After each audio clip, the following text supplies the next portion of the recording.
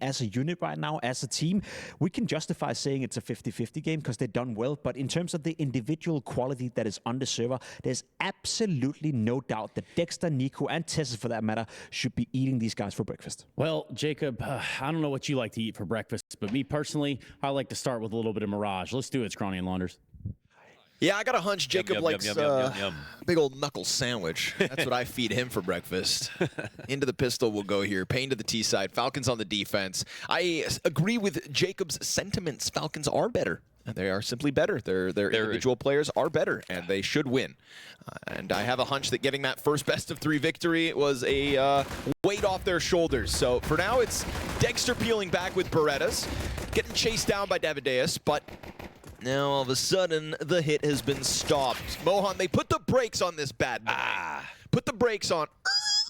And a quick stoppage to any attempt of paiN to get out onto the B side. Yeah, I do like Pimp cutting through the, the fluff and just saying, if this was, Nico of old, he just eats these guys alive. And I think that's like the standard we have to hold him to in matches like this. And obviously, with this team in building it together, it's not going to be like that right away, but there will be a moment where it's like, okay, Nico's taking over games again.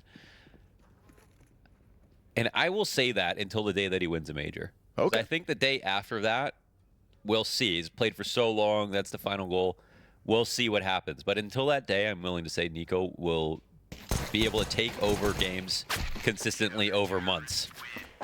So this Falcons lineup, said it last time, but it's we had a lot of fun making fun of Falcons for so long, but this lineup I think actually deserves to be taken seriously. Agreed. They look good. They have the heroic core that were good, and they've shown us some promising signs. And they won their first LAN best-of-3. Yippee! It's crazy it took that long. Quite insane it took that long, but they've done it. They have done it. The first one's the hardest. But well, that's not everyone's calling them like favorites in this game. Do you have them as like heavy favorites over paiN or slight favorites? Yeah, I'd say like 65-35. Okay, that's pretty heavy. Yeah. All right, it was 62-38 then. Okay, that's medium. Okay. Medium rare. Eat these guys for breakfast.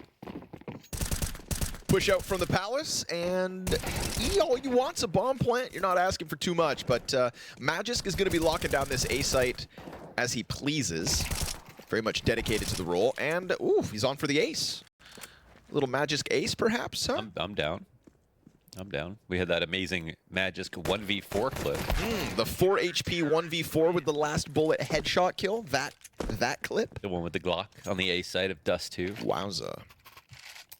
That was something. That's a side of Magisk I haven't seen in a long time, but I am happy to see more of. So 4K for him here in the anti-eco. Make sure paiN can't put that bomb down. And we go first gun round, folks. Couple insta-smokes. And Nico begrudgingly jumps out through the window to take over bottom con.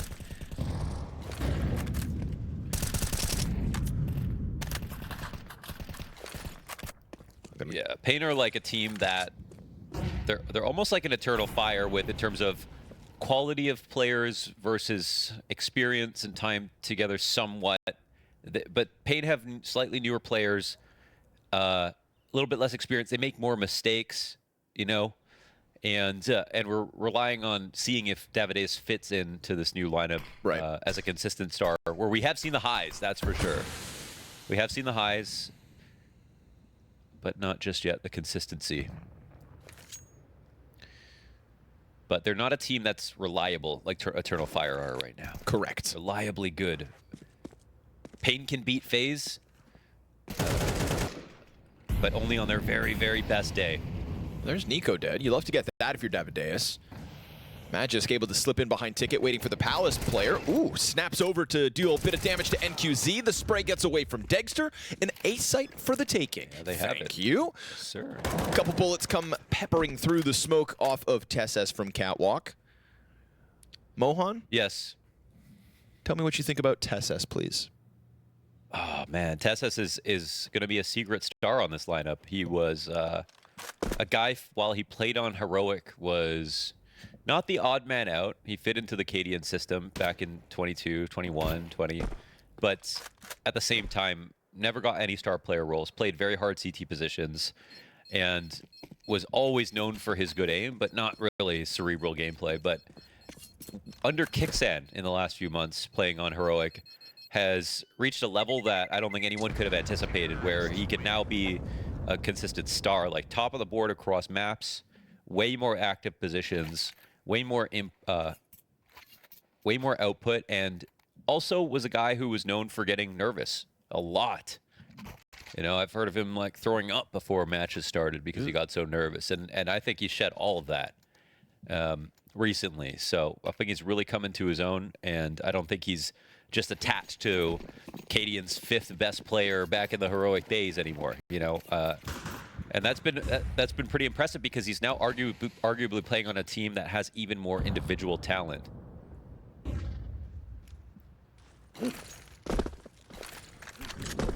See what he can do as the attack into the A site comes yet again. Dexter from M4 to AWP, but still without a kill. Sketchy one for BigUzera. Oh my god, he's going to try to pepper them as they go for reloads. That was both players spraying their entire magazines. Oh, ouch. Devadeus having a good time so far tonight. That's bomb down. 3 players stuck up here inside the windows. Eesh. Little labored there for BigUzera, but that's a CT incendiary that's going to keep them back for a few more seconds. Devadeus comes out from underpass, gives Magisk a chance, but only just plays with his food. Round's over now. Chomps down on Magisk in the window. Majority alive still for Falcons as they will tuck their tails and fly over to that B site to try to get away with the save. And it looks like David's not going to let them get away with everything. Yeah, if we get this Dave, then things are looking up for paiN, that's for sure. Those were a couple of very sharp kills from him. That's the difference maker. But Davey D just sits back and lets him have it. Divided. DVD? DVD in HD. Yeah, dude. Blu-ray. 4K. Nobody knows why we're doing this right now, but we've been trying to figure out the best way to pronounce Davideus. Davideus, Davideus. Davideus, as Bless said once. That was crazy, but I liked it. It liked it.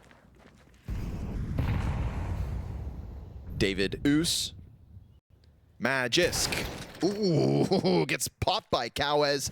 That AK headshot, man, it is the Counter-Strike classic. And so 5v4 for paiN. Ooh, oh. Dexter's got the nade from downtown. Dunked on. And yeah, Kixan, you're not going to get away with that. That ain't pretty, now is it? Tessus, what can he do to save this? Because you got NQZ trying to work around this smoke. Tessa's coming in from underneath. Here's the stomp. Now, that's the smoke dropped by Kixan's corpse, right? That's the funny part. That smoke drops from beyond the grave, and Tessus has actually been able to find some value from it. Everybody's sitting inside it. Tessus pounces on one. He knows there's more at this corner, but won't be able to multi-frag himself. Will Nico? He's calling for Dexter to come over and help. Nico goes for it as the fake plant comes out. No kill from that. Not back. Now Dexter's got cover. Fire at the feet of Nico. He hits another headshot. Dexter, no nade because he's already gotten the one over towards that ramp. And so bomb gets scooped up by Snow and will be uninterrupted on the plant. He'll have to walk into NQZ. It's his only way to get this retake going. NQZ unflinching. And Dexter not even thinking about it. He walks away. Wow. Oh, full respect. boy. Wants to keep this up in the next round. No attempt at it, and it's probably because of Snow's one kill right there. Took a bullet to the head, but had the AK and insta back. The kid will do what it takes. Love that about Snow. So NQZ, that's a nice find. It's a moment that makes Kixan look silly, and that's probably the easiest, safest jump spot. And if he lands and sees NQZ, there won't be another chance for NQZ to shoot him. From our perspective, we see NQZ picks a perfect timing to peek. Some of that is a little bit of RNG, you know, when you come in to peek it. But that's why you see there are different ways to jump spot, different ways to keep it safe, and NQZ knew exactly how Kixan was going to do it.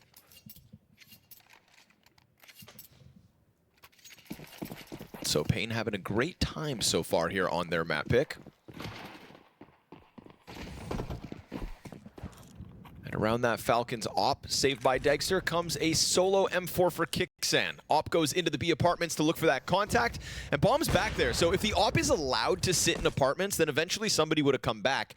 But it's NQZ getting the kill on top stairs that instantly unravels that early B presence. Suddenly, Snow's job will be safer. We can see him still over towards that underpass stairs. You know, op is mobile. And it gets a chance to go back.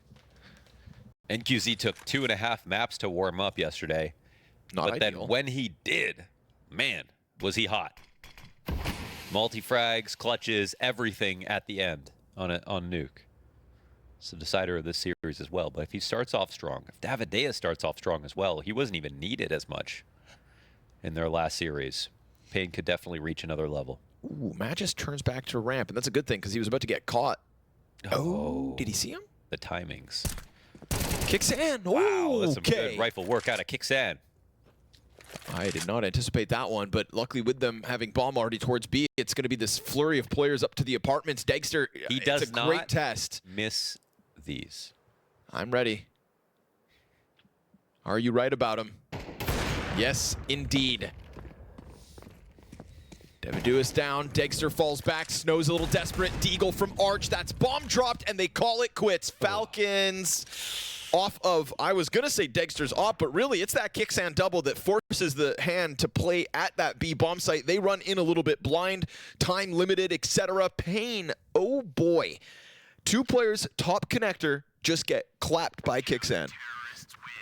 I was watching, it was the Shuhei Fans Come Here podcast with Nero and Note, and they had Ash. Love those guys. Yeah, and they had Ash on, and he was talking about how Shuhei used to play some more star player positions, and as an IGL, he was reliable as a fragger. And we've seen that ourselves for years now. True. Kixan can definitely hold the gun, and I gotta say the same thing about Kixan. Even though the stats don't always show it, you see moments like that, they're not that rare. He has very good mechanics when push comes to shove. Oh, wow. That flashbang from Magisk. And then the Opper just sits there. So I say Opper, it was Devideus. Said that spawn. That flash was good. Couple taps out of Tessez. And that is 5v4 Falcons. I thought paiN were going to have a great time on this T side, but this is a critical turning point perhaps. Big Uzera finds the kill on Nico out through window. And a bullet whizzes by Degster. Then they clear Magisk from down underneath balcony. Big Uzera sometimes is that guy. He had 0 kills, 6 deaths coming into this round. Gets a 2K to open up the possibility of an A split.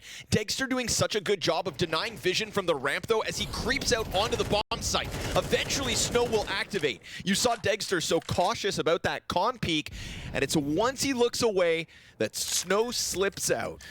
You got to give paiN credit, though. They knew he was there when he took his first kill, and then they carefully waited at every single position he could peek and didn't overextend, only to put pressure finally in from connector. We know that Degster likes to take moments like that and get involved instead of play retake spots, which is something I really appreciate about Degster, but the approach is so safe, so methodical from paiN, and it's another successful A play. So a one-off round win from Falcons by way of Kixan 2K. That's Big Uzera, baby. It's been a good game so far in terms of how these guys are playing. We're seeing some pretty sharp moments. Terrorists win.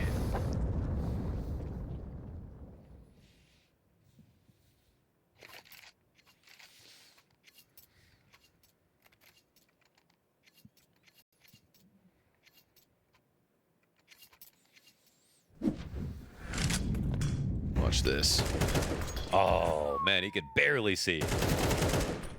But just enough. You know, I think it's the triple whammy for me. I know we've talked about it before, but BTarena's view model's crazy. Plus, he plays left-handed, and he's got this charm that's constantly flipping upside down. Like, do you hate the spectators? He doesn't want to get spectated. You know? Do you want everybody to be upset? Because this is how you do it. This right here, what you're looking at. He's causing OCD. How do you play like this by choice? Look at that freaking charm, dude. And it's not like a charm is stuck there, and if you take it off, oh, I lost all the money I invested. Bro, they gave you reattachment tools. He likes to flip it up all the time. It's his fidget spinner, Connor. Yeah, the only difference is you got to stare at the center of your screen. Yeah. The last thing you should have is a fidget spinner in the middle of your screen. Oh, what the heck? That's ambitious. Jumping M4 attempt from Nico. What does he know that I don't? Dexter's going to deal with the view model, and Kixan awaits some kind of a play at this B site. Devadeus.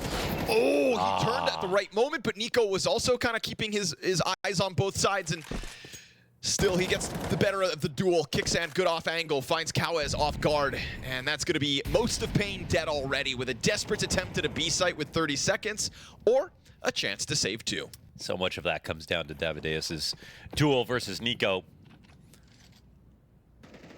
No deaths here for Falcons. It's a good look in round 8. Ties this game up at 4 apiece.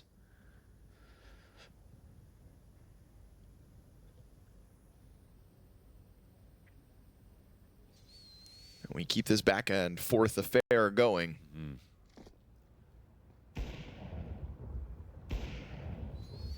Counter-terrorists win.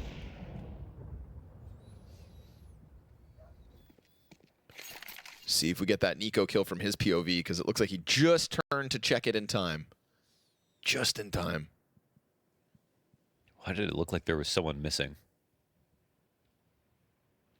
On Falcon screen? Yeah. I wasn't paying that close of attention. It's like with Rawban earlier, but it is confirmed he's here. I wonder why. Just hanging out? Vibes? That's why he was there in the first place, right? That's what I'm saying. Makes sense. You know? Cha. Vibrations. Watch this. Oh, see that? Nico and his spidey senses. That is what you have to be able to do, though, if you're going to play in jungle. Right. You're going to have to worry about con lurks. You have to worry about window lurks. That is your whole job. And we know. It's a tough job. Nico, a contender for King of the Jungle.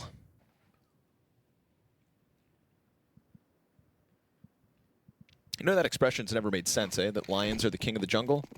Because lions live in the savannas. Yeah. Don't let me loose in the jungle, they said. That's right. I'd say jaguars are the king of the jungle. Could they beat up gorillas? I don't know. Yeah, you got a point. Oh, gotta take the gorillas. I'd take gorillas.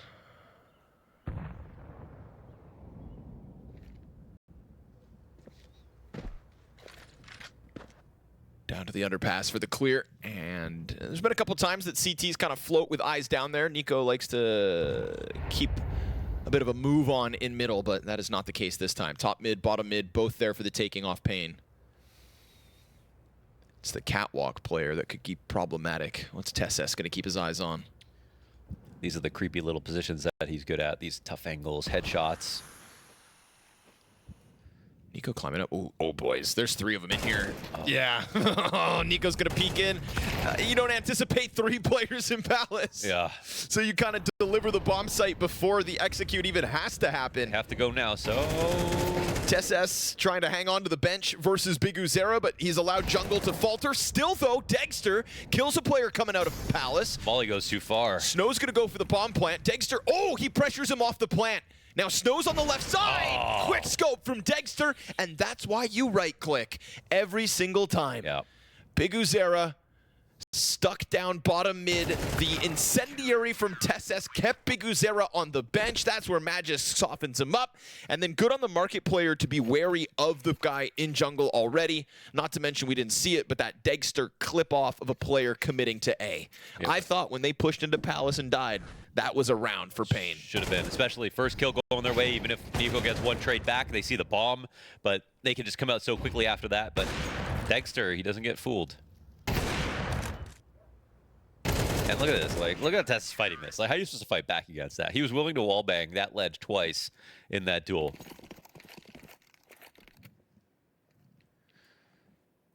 The punishment. Pistols.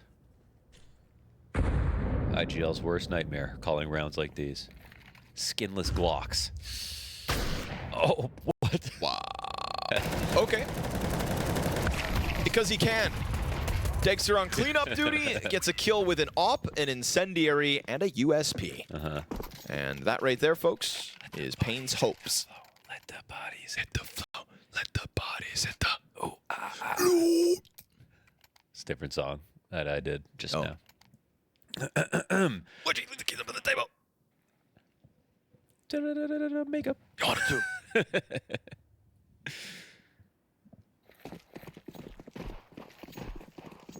Now I just want to sing. Degster. Degster 12-3, man.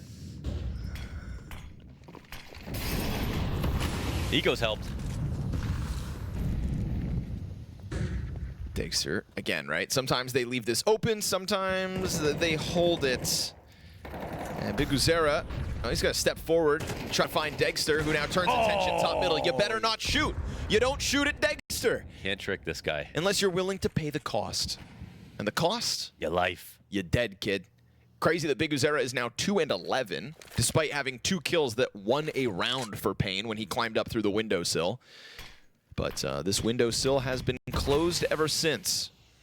Yeah. Remember how many times they tried to get into the window versus Astralis and succeeded? Well, Falcons look a little bit more comfortable with that game plan. 2 guys in here, though. Nico. Make it a third. He's going to run... A menage a trois. Oh my god. He has found the perfect path to position. How does that work? Dude, that is sick. It's so good. Now, he doesn't expect the second, so he won't get away with it, but he just carved his path between the two by sense of smell. That is... that is... yeah, you'd heat vision. That's such a demo kill right there. And he gets into the cubby. Degster, popped by Kawez. Great approach to connector. This is going to put things back into the realm of possibility for paiN until TeSeS, this rascal of a cat player, comes back at Con, dives into the ladder, and he's got them chasing him.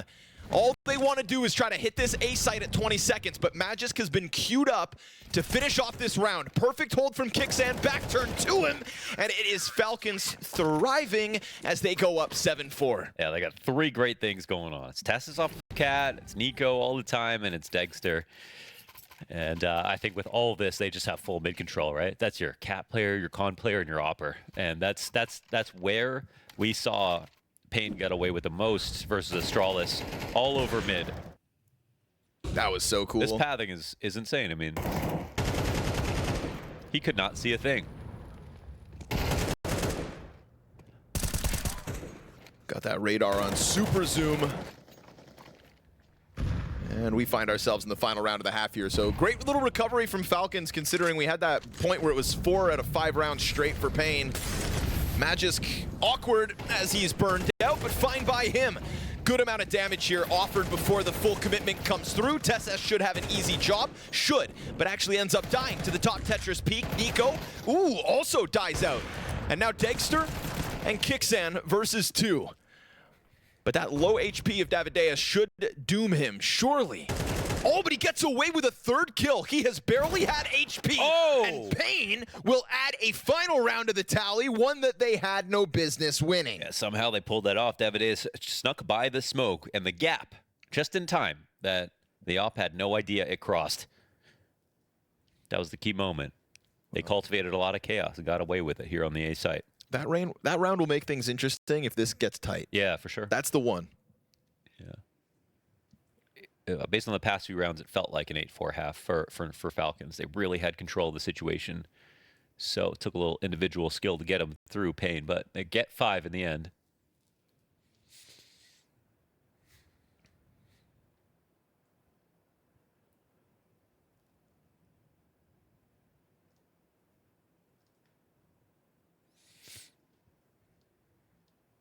Had some great matches here at PGL.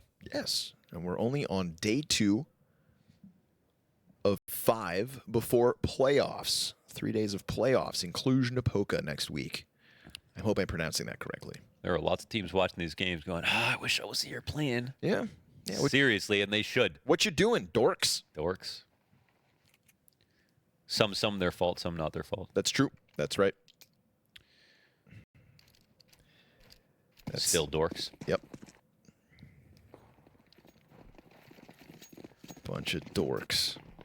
But that's fine. Dorks fit in. It's esports after all.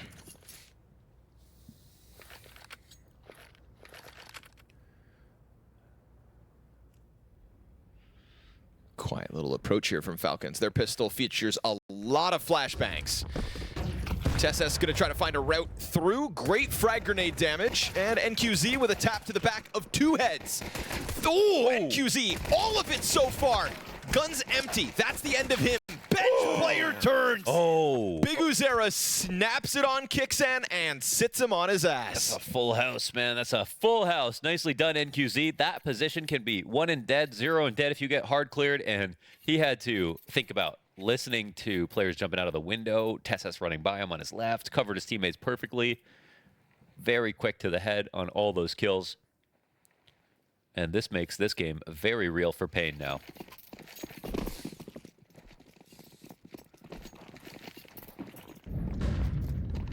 When BTarena frags, they went. Oh. Wow. Hello. Owned. But he can't do it 4 more times. That won't happen. I can guarantee you that. That won't happen.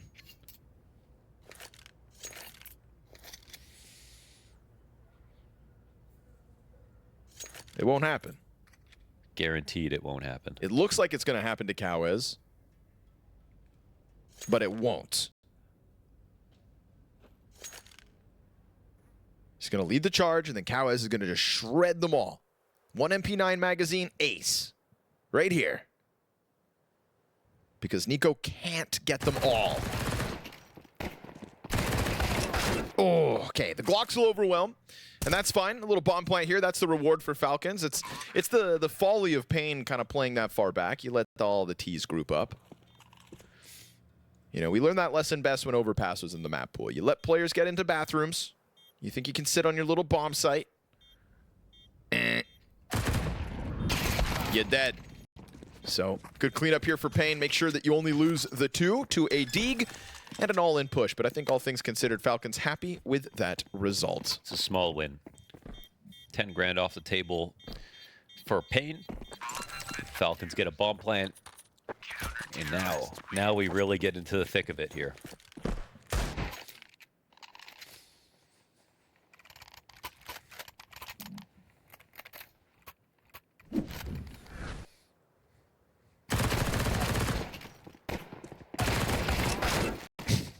I love those little jumps when you're in doorways. The speed that you come out. They're so useful, actually. Yep. Just looking like a little Super Mario.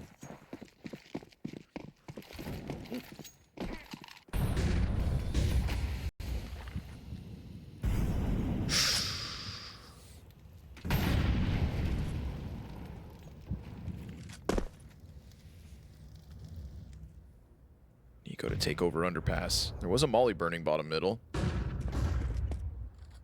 BTarena sliding out after it's fizzled out. We got fire at the feet of Kixan, so that's his smoke grenade burned, and a frag with his name on it. There you go. Yummy. You want another one? Yeah, it's coming. Those are protocols, baby. And then they disengage. Happy to have established the 5v4 with it. Now, just don't die to the Nico crawl. Oh, they got the guard down. They wouldn't think he comes out underpass this quickly. He's coming. He's got you. Nothing you can do about that. And Cowes dies elsewhere. That's on B. Nico, top box, cleared out by Snow. At the B site. And that opens up the easy rotate for Davideus, but the flashbang finds him, so he's got to give up the angle, allowing entry for not just the front runner, but the bomb carrier too. That is TeSeS very low health over on the bench. Davideus' only other smoke. This one allows exit.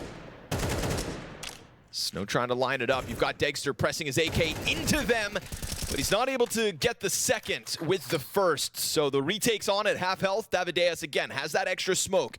Could put it on top of the bomb, and Magic's position's not ideal for this defuse. This could be tough if they get across, Wow. But trade frag's good, and that is Falcons to, well, lose what was once the lead. I think that was, I mean, obviously looks like a misplay now, but Degster coming out in front of the smoke, Yeah. in front of market window as they're coming out. They had really strong positions, but instead he made that sort of a one and done. paiN take full advantage. It's a relatively unlikely retake, but it was also a good start to the round out of paiN.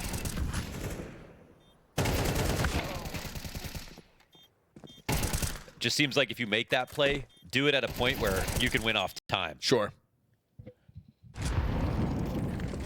Nice little double swing there, backside as well. Saw NQZ just stutter for a second. Make sure that they don't line up too easily.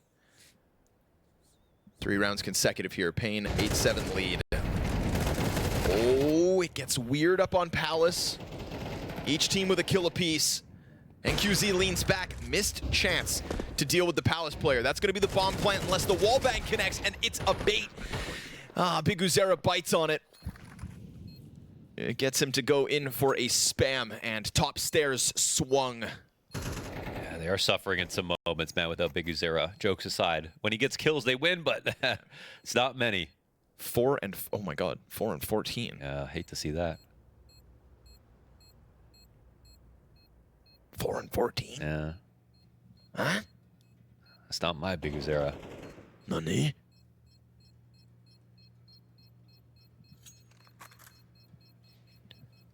NQZ. Hang on to your op, see what you can do in the next one. He's been playing well, 12 and 6, but it just, I feel like he's not, unfortunately this round he allows the Palace exit, and in general, just not always part of the equation. You know, he's not where the hits are coming at him. Yeah, I mean, it's hard to find impact in those moments if you miss your first shot, but like, you know, if you're playing really well, you find a way to make it happen. But in this spot, it ends up sort of going full passive, and at least because of that, they keep this open in the next round. Sometimes I love watching Degster with rifles because I feel like, I mean, look, Degster loves a peek. Yes, loves to go for a peek. And then when sometimes he's playing with AKs, I feel like he loves a peek even more so. Yeah. You know, because the op is the only thing slowing him down. Right? Because of its value. But he's like, 2,700 for an AK, man. It's okay if we lose this. Swing. And that top stairs peek pays off. So well done. We're going to have fire at the feet of the player up here. Excuse me, no, drops beneath. Ooh, Nico. Oh, he sails past. And he got the kill. Snow doubles down, but won't be able to escape. Nicely done from Snow there in the corner. Davideus challenges the smoke to perfection. There was a Molotov that was meant to be on bench, but it comes out a second late. And now NQZ is going to take up ticket control and a 2-player retake from paiN off Con at the same time as that ticket challenge. And it's good early damage. Kicksan 1 frag. Degster off the reload tries to press back in, and he is bested by the MP9 SMGs with majority of the frags here for paiN to get that lead right back. As they snatch it back. There's some good trades coming down. I mean, first Nico jumping out of the hall is a very scary moment for paiN, especially when he gets the kill on Ninja. But after that, the trades come back from Snow. paiN always do a good job in these very chaotic situations. And that was kind of just what Davideus needed to do. And something that he's only allowed to do, again, because the utility was like a half-second late. Right. You know, whether they throw it in response or if it was just a little delayed, he slips right in. That gap that Falcons have left gets punished.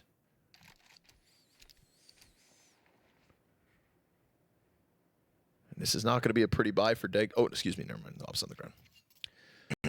It's a small lead for paiN.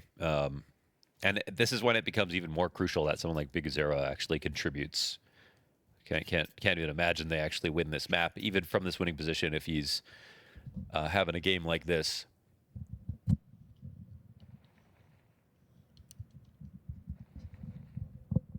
There's been a lot of fancy A-site attacks coming out from Falcons. This one's looking like another set piece. Trying to get up in a connector, but the bomb is still back. I love that Dexter didn't even flinch on that shoulder peak top stairs. Holding for the wide swing instead. I think Nico hoping that they overnade top boxes, and he's going to look for his timing. They've got 2 pairs of eyes on this. Kawez walking up. Yeah, he's thinking about it. And it looks like he's just about to die. Ooh, that's looking a little foolish. That's nice from paiN, though, man. They just didn't assume it was only top boxes. They cleared everything carefully. I think they've been doing a good job of that, right? With the double nade previously as well on Kicksan. Like, not being too loud about it, but coming at these mid plays to try to get 5v4s. Ooh, okay, Tesses drops into sandwich. Tough one here for Dexter, but he will clip the hands of BTarena. You love to see it, but Dexter unable to get the second. Now he's kind of pinned into Tetris. Stuck. And while Snow sits on top of the stairs, that is Dexter trying to hone in on him, but right now you've also got this player hiding behind triple boxes. Dexter's gonna boost a player top. Snow, yeah, it's gonna get found out by that, but Davideus strikes. That whole setup, all about just keeping his head down until it is a chance to shine. Just like when he challenged Bench a round ago, he strikes when it matters. And when it's best. Time going to expire on this one. Magisk sent off to the save, and that is paiN with a 10-8 lead over Falcons. Oh, wow. Here we go, paiN. And just as you mentioned, Davideus just finding his spots. He's just so perfect about when he takes those peaks, and it's just what paiN need once again. Last time it was just across that jungle smoke. This time from the back of triple.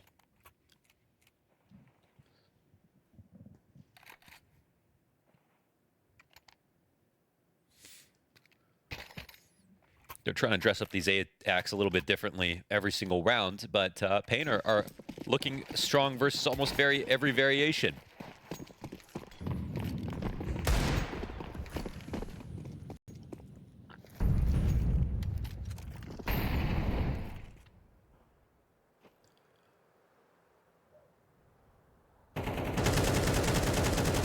Cool. Got him. And that's NQZ to topple the tag on Tesses. Kawez letting get a little closer, but that's fine. Support systems in place clearly here for paiN. Dude, Davideus is everywhere. He's chewing on him, yeah. And a nice little smoke spam out of Snow pushes this onto Dexter, and Dexter alone, and no 1v5s allowed. Davideus, MVP of the round as he takes to the top of the charts. 16 kills now secured, and still some time to go. But that is, of course, 6 of the 7 rounds they've played on CT side going the way of paiN. I mean, again, like comparing yesterday to today, they beat Astralis without like 2 key pieces really showing up. NQZ until very late into the game. Davideus, very average throughout. And now they're here today. I think paiN can definitely reach a new level. This is trouble waters for Falcons, and it's a veto that both teams look forward to the third map of Nuke to play on. But whether we get there is up for question now, because I think Falcons were looking like they could take this map pick, but at this point, I'm wondering where the holes are here on CT side.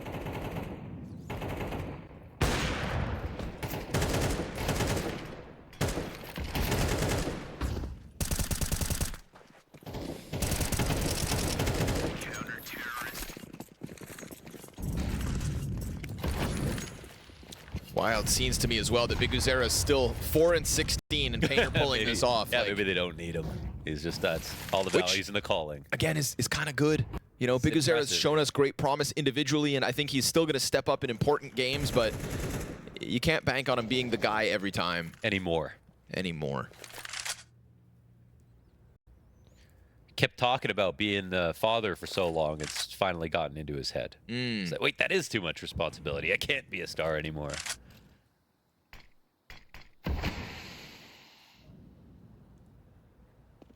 I like the options open approach here on the default for Falcons.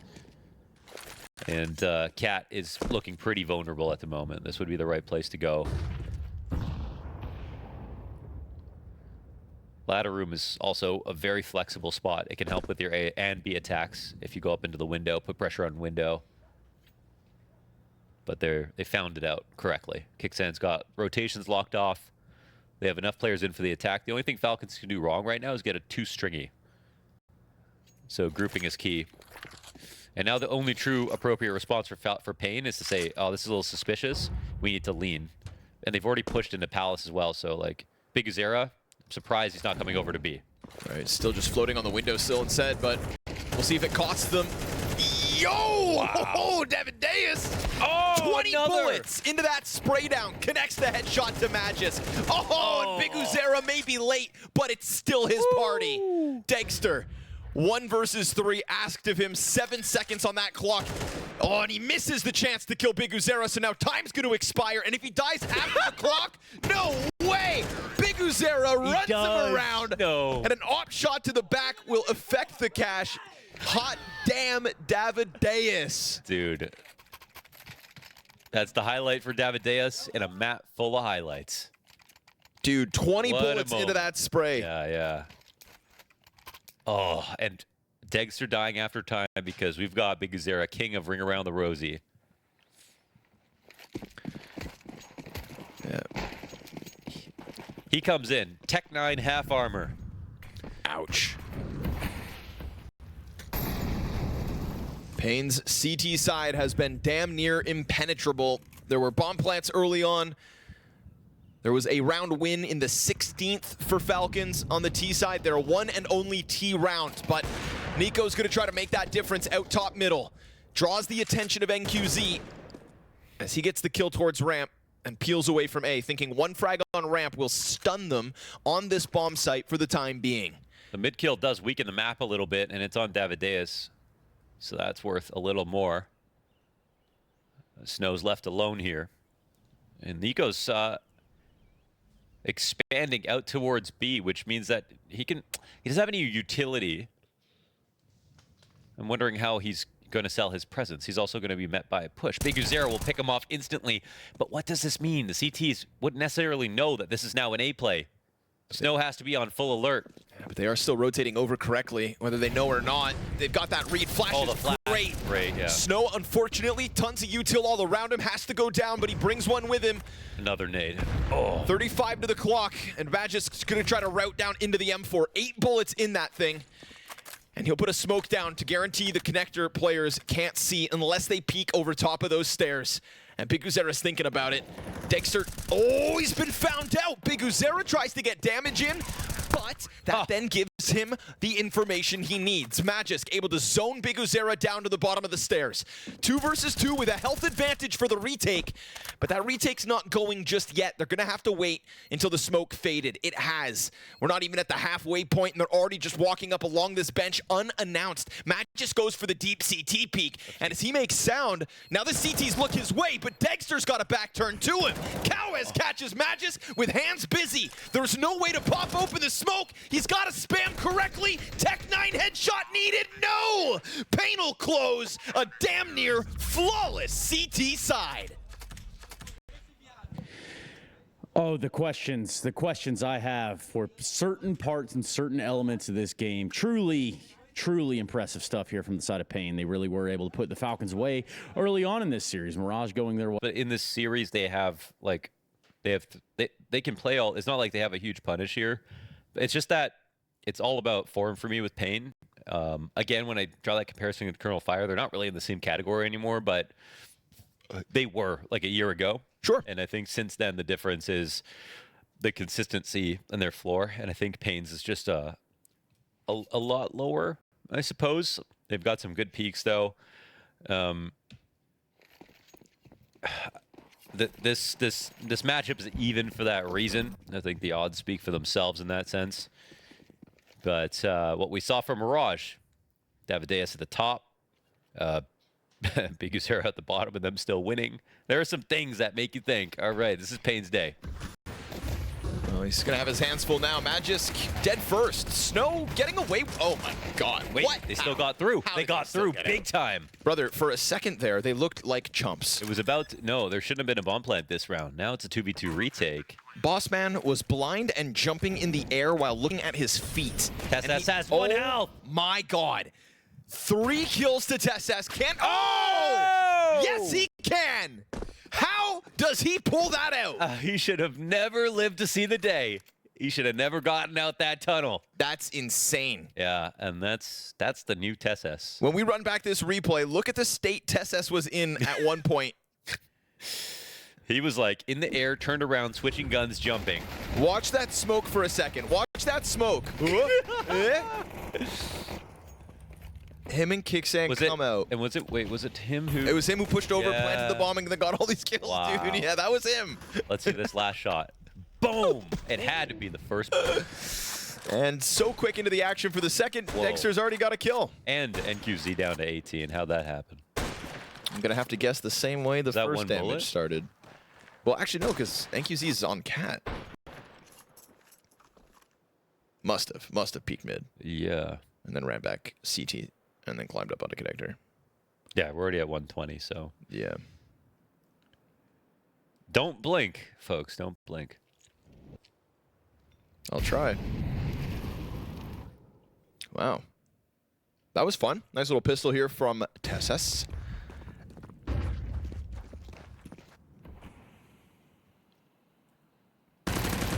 What a state of affairs that was. Snow dives back into the safety of the B site, but we've got NQZ with less than 20 health and a whole pack of Falcons coming at him, but he's still going to dish out that damage, dude. More players tagged. Yeah, but for what it's worth, there's no CTs around to take advantage of this because they're all playing far positions. Although if they kill the long flank, watch that. He gets there, but at what cost? Poor Snow's already down to a measly 3 points of health. And he's gone all the way back around towards spawn, so not this time. Good scout damage, valiant effort, of course, from the paiN force buy, but it is Falcons with a conversion at the start of Dust 2. They should have never got out that tunnel. Here we are. Falcons 2 rounds up. All these guns saved.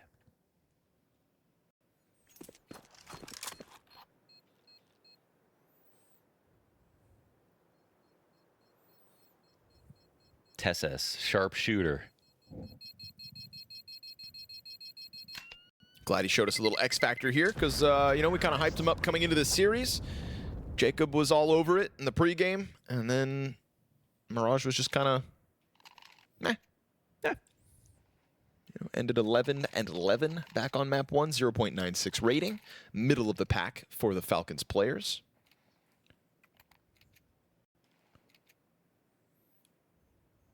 Don't think Falcons are too worried with Dust 2 and Nuke being the other 2 maps of the series. We saw back with the Eternal Fire FaZe game, just a good reminder that Counter-Strike can be so map dependent.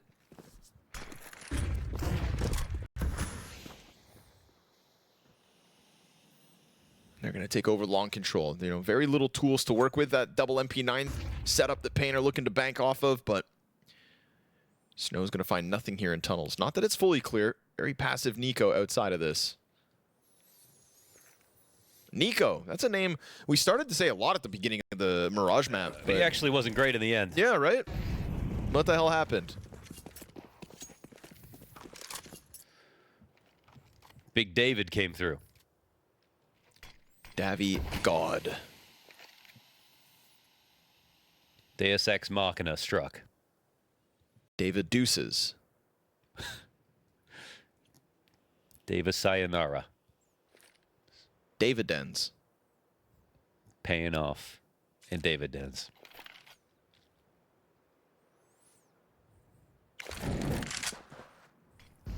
Waiting for that MP9 to get a chance to fight, but Big Uzera can't go any wider than this angle. Not without that scout taking him down, surely. Good flash. Yep, good flash. But oh my gosh. Not really the tools for the job here. A USP down. Oh my god, he almost killed him.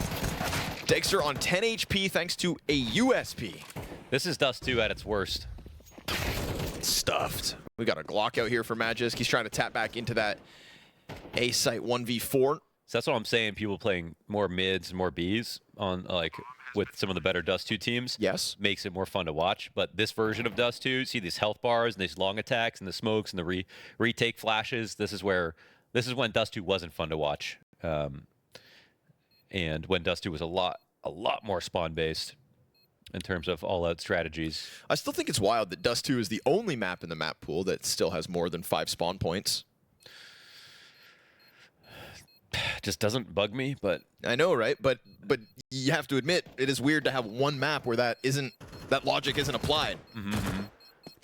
You know, and it's what opens the door to those long spawn battles. You know, playing off spawns instead. But why do we have one map where you can play spawns? well, you can play spawns on all maps. They just have different advantages. Sure, but I mean, like, as play them as in like they're different. Like, oh, here now you've got a B advantage. It's just this little bit of chance that we've sprinkled into Dust 2 specifically.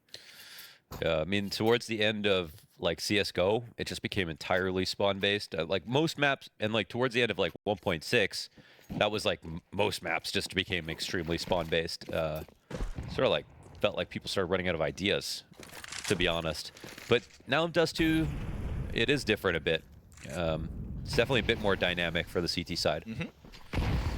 You know, we open up the tunnel boxes, fully open skybox, switch some doors around, add a box here and there. Yeah. Lower suicide roof. Ceiling? But I'll say that like most good teams are not doing the full long plays anymore. Sure. So it doesn't really matter. That's why I'm saying this is the worst of Dust 2 when we see that happen too much. Even Big don't do that as much, and they were the main culprits. Nicely done here. Big Guzera body blocking a smoke to get an advantage. We'll see if it catches Falcons off guard.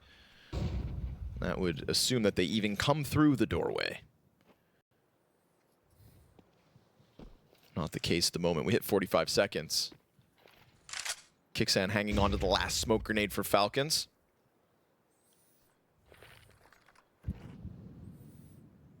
And QZ awaits this swing out from the catwalk.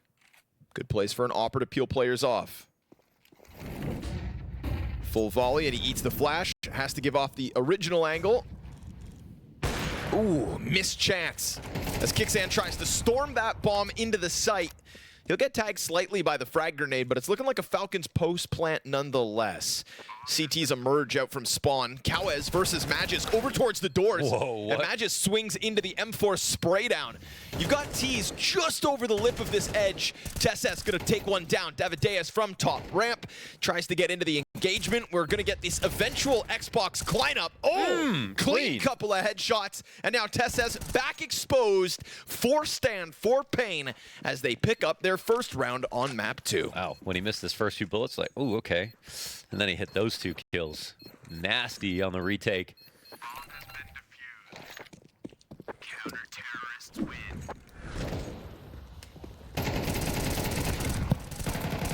It's a funny moment for a Big Zero to catch Nico here.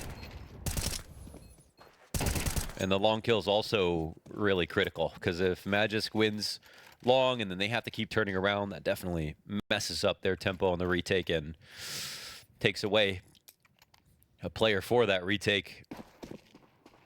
So slower start here from paiN again, especially after the pistol that we watched, but they get there.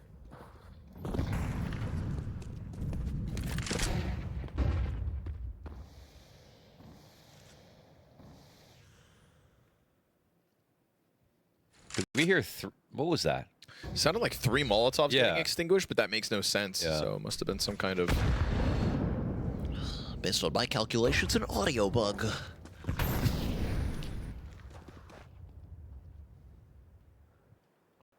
Clip it, ship it, send it to Valve.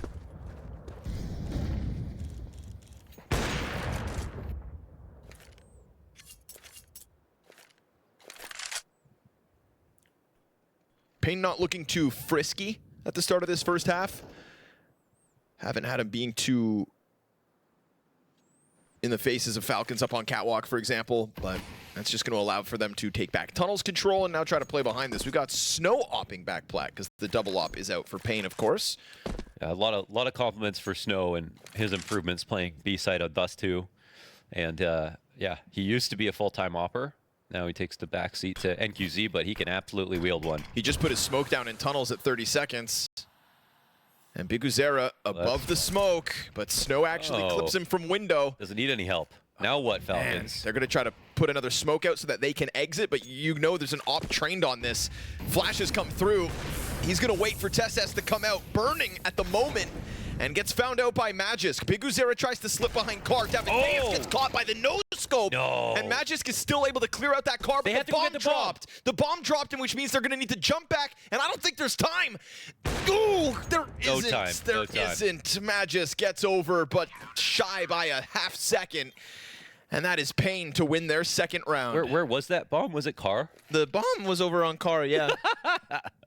Yeah, it dropped when they I think they were top boxes. They were trying to trying to scale over there. I'm not sure who had it. What was that Degster kill as well? That looked like the perfect play. Davideus coming out of the corner of the smoke. If I had to guess, I think Degster was on top of the boxes, got the no-scope over the smoke, turned for the car guy, dies and loses bomb. And then it flew forward. Womp, womp. Okay, Dexter. Following the blood trails. But good on clearing Davideus from the corner, at least. Still very frantic, wasn't that? That was quite a hectic little situation there. My heart started beating faster. I would have been gutted for paiN if they lost, because they got the pick off in mid, then they instantly knew it was a full B play, then Snow hits that great shot from the back of the site, and they have 3 players there to hold. Yes. And Davideus' push looks good in that position with 2 players to distract from it. I think it was only right that paiN won that round. Now we got Nico opping. That's a fun little treat. Hey, did I get it? Spawn-based, of course. Did I get him? For the long peek. And then falls back and chucks it over to Degster where that bad boy belongs. This is much better. Nico with the deagle, Degster with the op. It just makes sense. Again, they get up catwalk pretty easily, man. BTarena's got an incendiary in hand, just jumping to try to drop it. Deagle of Nico's gonna challenge him. BTarena leaving a little to be desired. Wait, they can't kill him. He pops up and gets a pistol kill. That's just wild scenes. NQZ USP tapping. The op. And now Nico gets a chance to shine. He's got no teammates around him. He's got no other responsibilities. Just hit them Deeg shots. Picks the op up again. Saw a little sliver of Kawez, but not quite able to find him as Kawez routes around to the jump up. That's a bomb down in CT spawn as well, so very tough spot here for Nico. He's going to have to peek down around the corner, and he's going to do it with the op. He knows Kawez is here. Oh, he hit. Wait, oh, it's teammate. Team damage. Okay. So well handled. Wasn't that Nico who pushed through the molly in the first place? Yeah, and somehow how did he be the last one standing? Your question is valid. That's the Nico aura, the evasion aura, Windrunner aura.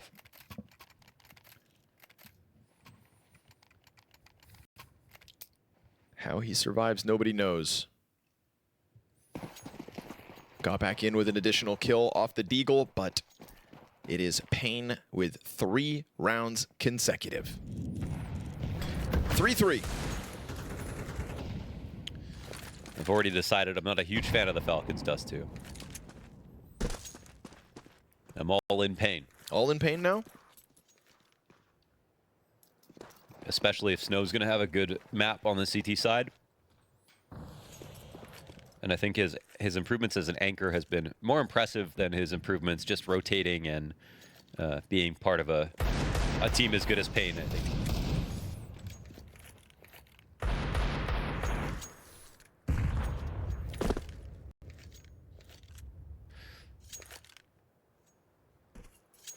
Nico had more than 6 health. I'd believe in his ability to maybe get a Deeg kill, but... Okay, pimp. Call another one, why don't you? Well, surely now that he's gotten the 1, and it was on an opper, so, you know, not an automatic gun. Yeah, that's better. Davideus gets a collateral. 3rd collateral of the day, at least. 2 to Fuzi, 1 to Davideus.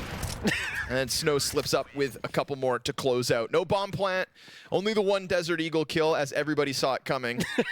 And that is paiN Gaming 4 rounds to the 3 of Falcons. That's good. I'm really good at that, actually. I'm really good at that. That's funny. Kind of a skill of mine, actually. That light looks like a witch hat.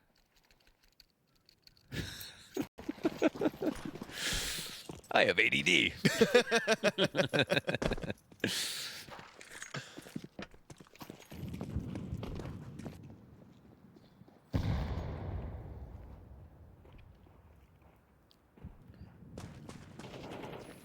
Sitting around waiting for challenges to come through doors, but they've been infrequent, I'd say, from paiN.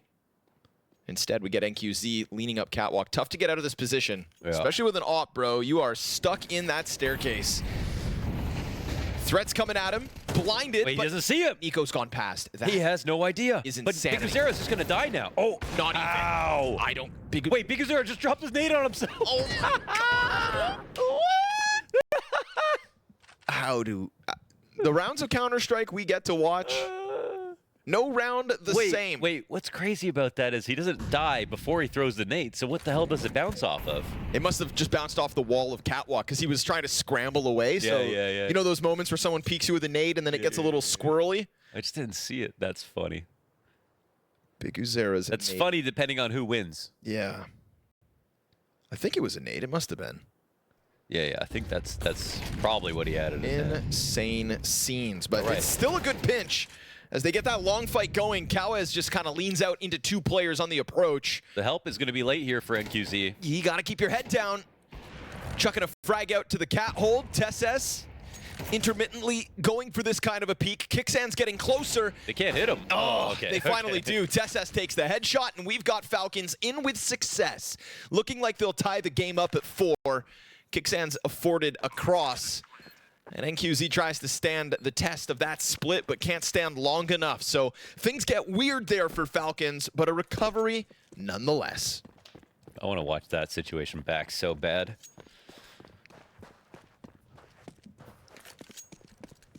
That is so funny.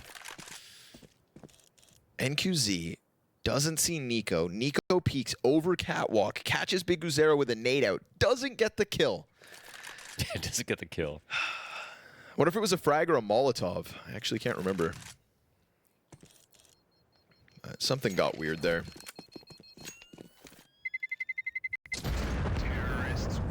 He wouldn't be throwing a molly into the smoke, though. True. Yeah, there it is. Oh, it's so far away, too. Wait.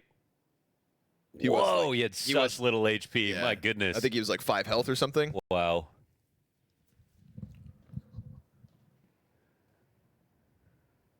So Nico kills him, gives him a heart attack, kind of. That's what that is. Shocks him.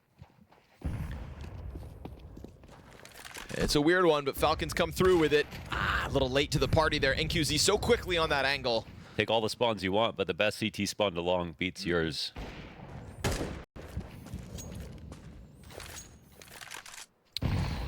They just do that. Falcons just do that way too much. Even when they don't commit.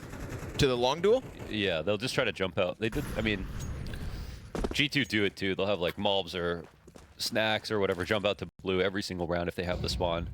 But just sometimes feels like they just don't have ideas. Right, like it's like... Just do this first and then think about the rest of the round later. If you've got the good spawn, then we just have to do it. Yeah. But maybe you're... That's actually not the case, right? It's not the truth with our best Dust 2 teams at the moment.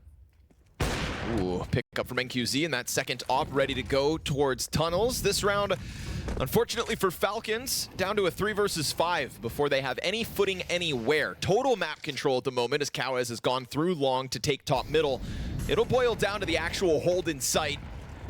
Daviduus over towards the car, hangs on, climb up, punished. Snow good to hold off. And there he goes. Daviduus back in with a multi-frag. paiN Gaming 5-4 the lead. And you can see the downside, right? If you lose that player, like the percentages are still the percentages. You go down 4v5 in the first 20 seconds. Like just because it's Dust 2 doesn't mean that you're still gonna like have a great chance of winning the round. So yes, it's a good clear from NQZ. Yes, he's the op with that long spawn, but you are running that gamble every time you try it, and it's all you're really doing is calcifying the defense. They consistently worried about the long threat. They consistently are throwing the right nades and peeks for it. Then, not surprised you're going to get punished.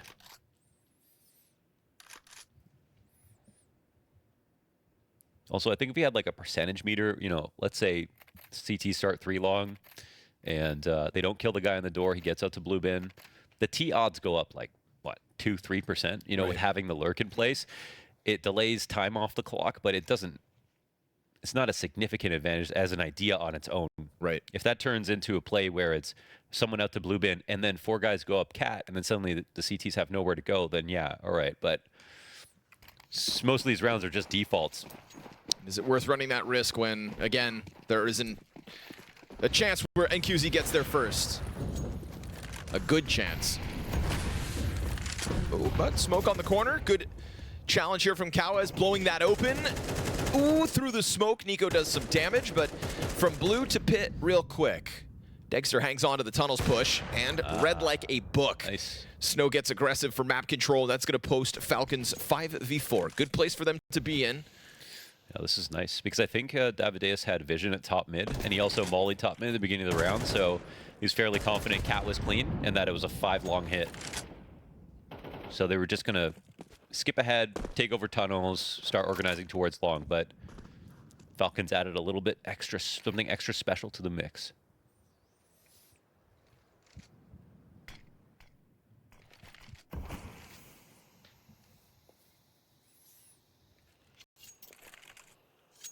NQZ does not have another smoke, but there's no mollies for this approach for the Falcons. They're gonna have to keep this one light. Ooh. Ooh, this is good. NQZ gets traded out instantly, so good job by Magisk. Davideus, though, at bat, hanging on to the ramp, trying to change position into the cover. They try to push, but Magisk has taken a ton of damage, and he needs to get that bomb back. Where is it? It's already down on site. It's got to be already in the site. Yeah. Yeah, he scoops it up, a little delayed. A lot delayed. That's afforded a lot of positioning. But they actually push beyond this site, right? They're trying to get off of site towards Cat instead. They are worried about that long wrap. But they have started to find a lot of these positions cleared out already. But the thing is, there's still a smoke here for the CT side, so they're going to put it down on the cross. Yeah, it's not planted for Cat. Yeesh. Draws them back over. Dexter misses his chance to strike. Frag grenade could kill one. Doesn't, but it does soften up Big Uzera, lethally so. Oh. Dexter and Magisk, a headshot apiece to clean up that 2v2. Right, all right. It's kind of a messy round. They come in light. They don't have that much utility to work with, but they make the most of what they have. They have the op over on B as they approach long. They shut down that other idea. They leave mid open to make to make paiN in general think that this is a 5-long attack on what is like a force down round, and then you only need one smoke to cross, so as long as they approach as safely as they do, it's all good. All in B hit, perhaps, would be the right time to do it. Completely vacant site. And they have confirmed that now. There's a Zeus out there on the field.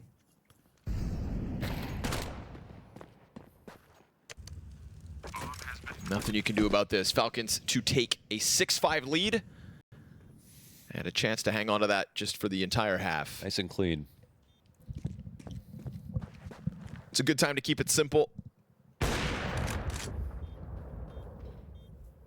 Chance maybe they cost themselves with an exit. We'll see which direction Falcons decide to leave, but you can also sit around on that car if you have to.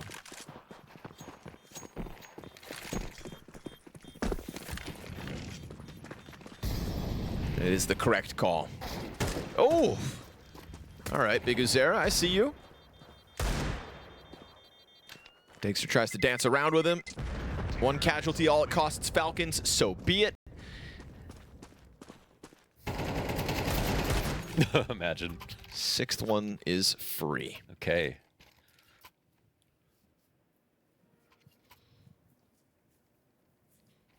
The buy will come right back, but it's actually not that great here for paiN in terms of utility.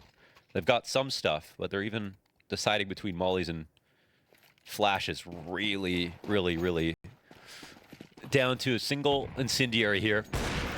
Oh, and a tag on Devadeus as he crosses over to B.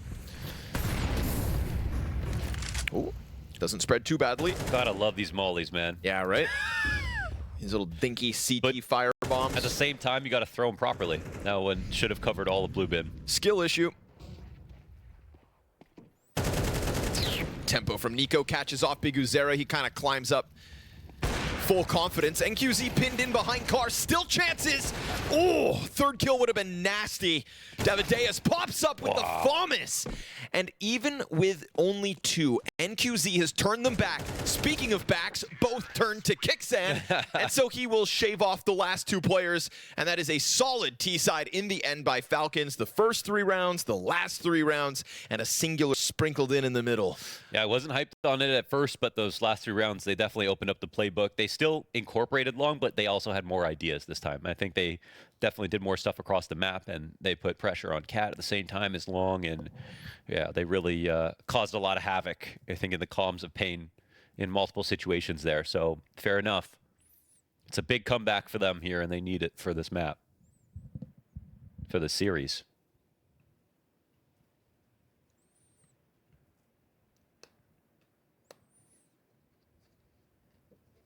Two rounds the advantage. Not half bad, Falcons.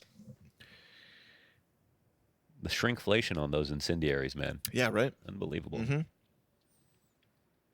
Like, read the room, Valve.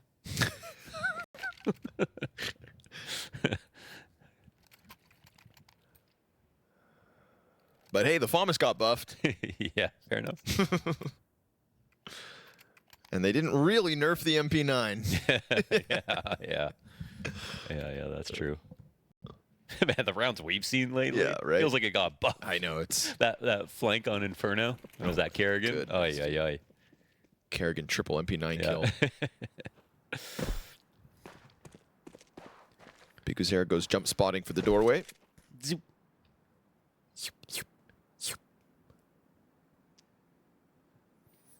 I love a good USP sound.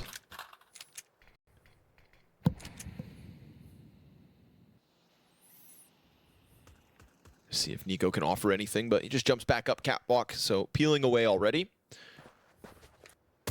And starts to hustle it a little bit, because with the smoke on doors, you don't know how close they are actually to climbing up behind you. Has now been confirmed. He's got a smoke if he wants to try to throw it down.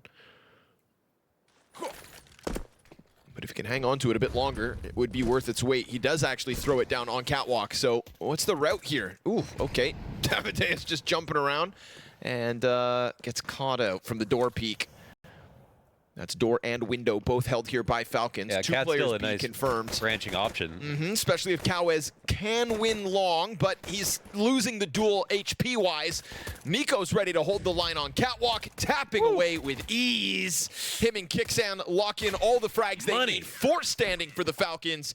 8-5 with second pistol in their back pocket too. That's a lot of momentum gained here for the Falcons. Nice shooting here on this pistol, and they shut down both avenues of interest. And this is one where long control is taken, mid B split is threatened. 3 players R and B for the moment, but with this first kill and the fast rotations and even the good flashes here, Kixan supporting quickly as one of the B guys.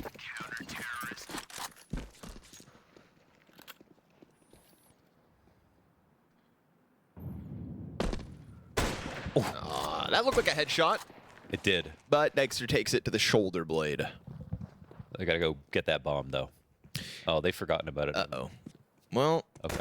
You know, is the goal a bomb plant? It should be. If you can make it up with some kills, then maybe, but... I'm sure that was a nice shot. Love to see it. Oh, they should pull the Glock kill out. We got 2 players extremely low, Connor. Call this round. Bomb's been picked up.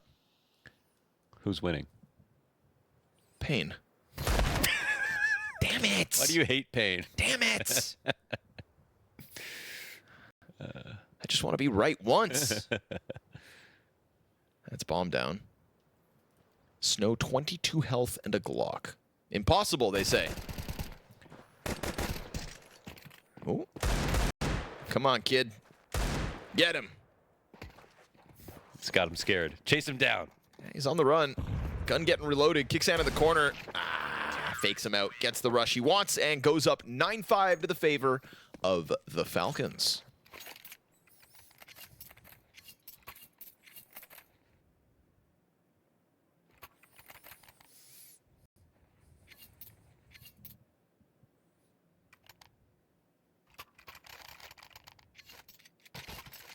Shout out Magisk as he takes to the top of the scoreboard. 13 kills, 8 deaths. Somebody had to step it up, and he has. But we're going to go for the long fight. KaWez flashing his way out. Oh, gets tracked by Degster. So that's 5v4 with ease on the brink of double digits now, the Falcons. And how quickly do paiN try to reorganize and redirect? Setting their eyes on middle. TeSeS is locked into the left side. Nowhere to hide here. Yeah, utility's almost depleted already. Smoke's going beyond him. And they aren't looking at TeSeS. TeSeS always going to watch one walk by, but maybe this drops their guard. Yeah, BTarena, no idea. Bomb just went through the door. Sitting right there between the doorway. Fire on top of it. Tough positioning now. They're going to smoke it off. CT's drop a smoke. Track through it because you get read by Nico. He knows what you're up to, kid. Oh, a second while blind. He just checked his teammate's screen to see if that connects, and it sure did, bucko. Sure enough, indeed. Nico draws the line in the sand in mid, and paiN not allowed to cross. Devadeus dead empty-handed, and this is Falcons on a quick sprint to a map 2 win. 3 rounds away. Yeah, looking in control, man. They've got good pieces for a map like Dust 2, especially the freedom that it offers a player like Degster, and Nico has had some of his all-time best performances on Dust 2, of course. Again, he soaks up that freedom. And Magisk is like the player who comes, you know, from this last iteration of Falcons, and maybe there were moments where he looked like he just needed a better team, but there were also moments where he was the culprit and wasn't good enough, for sure, in the past, however long it was, year and a half. But Dust 2, map where we're seeing some of the better moments from him, for sure.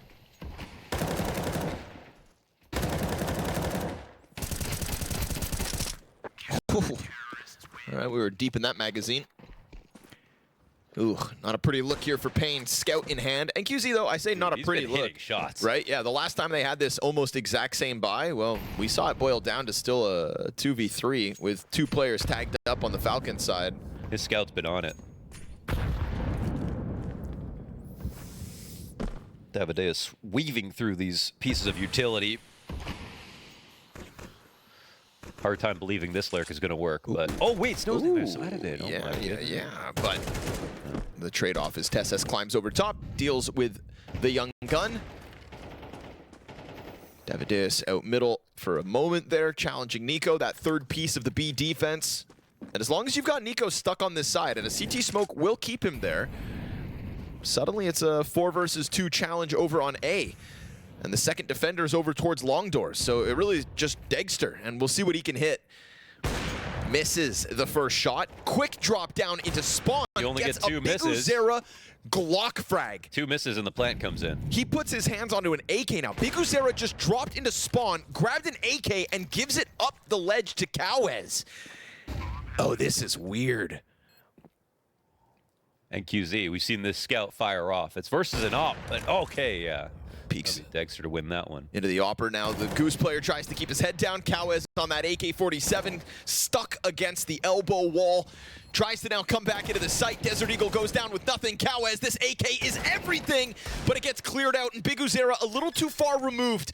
Although, on top of this bomb, with no kit, will give him a chance. Oh, no, he's got a kit. Yeah, he has a kit. He's got that defuse. Woo. All good. Sorry, folks. 3rd new HUD in the month. Keep forgetting where the kid is. Yeah, no problem. And he's on it. Okay, well, still not weird in a fun way. Again, yeah, with the Freiburg drop. There. Drop CT, kills Nico, Glock versus AK, and then chucks that bad boy up on elbow. When BTarena has impact, he has impact. Would love to see a bit more, though. Falcons look like they're full control, totally outclassing paiN now suddenly. This game was competitive for about 15 minutes. And it was a good 15 minutes. I'll think about those 15 minutes. Right? Yeah, those 15 minutes will keep paiN up at night. Map up in the series, Nuke waiting in the wings. And Falcons showing us that they're not just going to keel over. Not anymore. Because they've got a best-of-3 win on land now. This is a winning roster. Can officially say that. Dexter taking a deep... Oh, he hears that. And he's going to smoke it off. Now, that is a Dexter that I don't really know. This guy just walked away from a fight? This guy just smoke off a T in their spawn? It's the right decision. Zonic going to give him a pat on the back for that one. Making sure nothing goes wrong here. But 35 seconds, top mid player actually catches Dexter. Should have just taken the duel, Dexter. Right? Now, if paiN had bomb possession, that'd be a different story, but burned into the gunfight goes Snow. NQZ better just save for the next 25 seconds, and that'll be the Falcons' 12-5 lead. Wow, wow, wow. Wow, wow, wee, wow. Mirage looked like a warm-up now. And this really does potentially set up Nuke, barring some miraculous comeback, but it was a flawless CT side on Mirage for the close for paiN, and it looks to be the same here for Falcons as they get to 12. Only question left in round 17 is, does he hold the op? Because he's got a player lurking right above him. Ooh, after time. That's rough. And nobody has a surplus of money for paiN. So what's funny is that's an identical situation where back on Mirage, Dexter lost his op after time right before the game ended. And it had a ramification in the last round of the game. So now we're here again. The simulation is getting repetitive. You seeing a glitch? Yep. Sometimes I am the glitch. That's what a coinky dink is. Give it a rinky dinky dink. So Desert Eagle here for NQZ. He'll be used as the tip of the spear instead. And yeah, why not? You're trailing by 7 rounds. You're about to be sent to Nuke anyways. Let's keep it simple. Let's go 5 strong, up cat, meet no resistance. You put that bomb down. And that's actually looking likely. Little pace change and a convincing number of players to try to challenge this. We're going to get a quick scramble back from Dexter. This time he hits the first shot. BTarena chucked to the wayside. NQZ grabs the AK off that corpse. They've got to wait out the incendiaries before they can go for their plant. Frag grenade onto the bomb planter. This is just Falcons softening up their food. You know, you chew it up like a mother bird. Spit it in their mouths. That's the Falcons, baby. Snow, oh, gets dinked, but still turns it on Nico. So 4v4 post plant. Fire at the feet of the post plant, though, puts NQZ into hot waters, and Magis coming up, but that pesky peek out mid doors catches a Falcons player off guard again, and Davideus low health with a support back on middle. It's a run up from CT spawn. Wait, he could actually... Yeah, he's gonna peek in, clear it, but there's no time, so... But could he... Yeah. Oh, he didn't have the kit on him? Both the kits died here. I see. And so we're going to get an extension of play on Dust 2. paiN 6 more rounds to overtime. You see that moment where Dexter's playing car and he runs back just in time for his one chance. But when you got 5 crossing like that, you get 2 full opportunities to hit the shot, fall back. And they delayed all they could. And they hit a shot, so it became a strong position. But you could see how brutal it is for the CT side once you let that many players to cross. If there's no one in CT ready to hold, that full-on retake is not guaranteed. They're also doing a good job of like popping out mid-doors on these attacks. Yes, very true. We saw BTarena do it last time. We saw Kawaz do it last round. Oof, Dexter missed shot. Pressure's on. TeSS hanging on to the line. Dies after 1 frag. Magisk is here as well, though. So it's looking good, but Snow keeps his head down, and now the Opera's smoked out. NQZ busts down the car push. But the bomb is actually right here underneath Dexter. Oh my god, he's wrapped around it, and they've come back around him. But BTarena dies in the process. Fire bombs exchanged. NQZ, what are you going to do? Peek out this window? Oh, you he could go wide. madman. Oh, Nico thinks he's going to challenge through, doesn't anticipate that, and Kixan at a distance as the bomb's about to be planted. They didn't plant, though, and they didn't see Kixan either. He comes back instead of going to tunnels. I bet he walks through this. Yeah, nobody's watching. Snow, actually, his hands are going to be busy. He spotted it. Back plat peaks, and the trade's good from Snow. Down to the wire again. Maybe not the most convincing of rounds, but paiN still pulling this off by one player each time. Yep. Dexter's first missed shot obviously makes this possible. Magisk does a good job of staying alive as long as he can. But Snow doesn't reveal his position jumping up on double stack too early. Just peeks up once, confirms his spot, and then bides his time, just as Dexter tried to do. Nico didn't see that one coming. Ooh, another tag, man. Pistols here for Falcons to deal with, so they can let loose, get crazy in the 20th round of the half. NQZ missing shots, but so be it. Davideus here on cleanup duty. Ooh, the USP though. Not too shabby. There's one for the Falcons' efforts. Aggressive push top middle gets killed back. Mac 10 chucked away, so good guns here for paiN. 3 rounds consecutive to the 12-8 scoreline.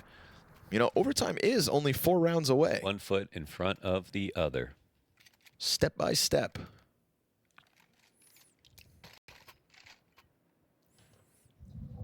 Round by round. NQZ is going to have this moment. Going to have a moment this game if they give him enough time.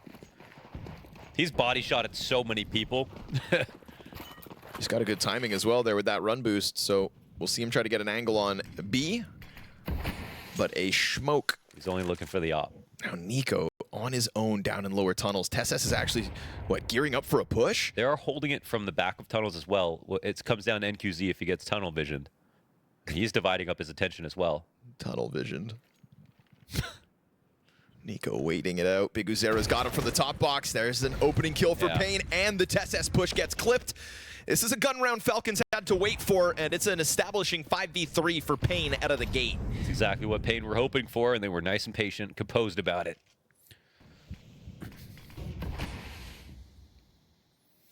Now we're at a moment of the game where Falcons could potentially save with 3. They're already picking to stack a site, and it's the wrong one, so they're going to sit here for the rest of the round.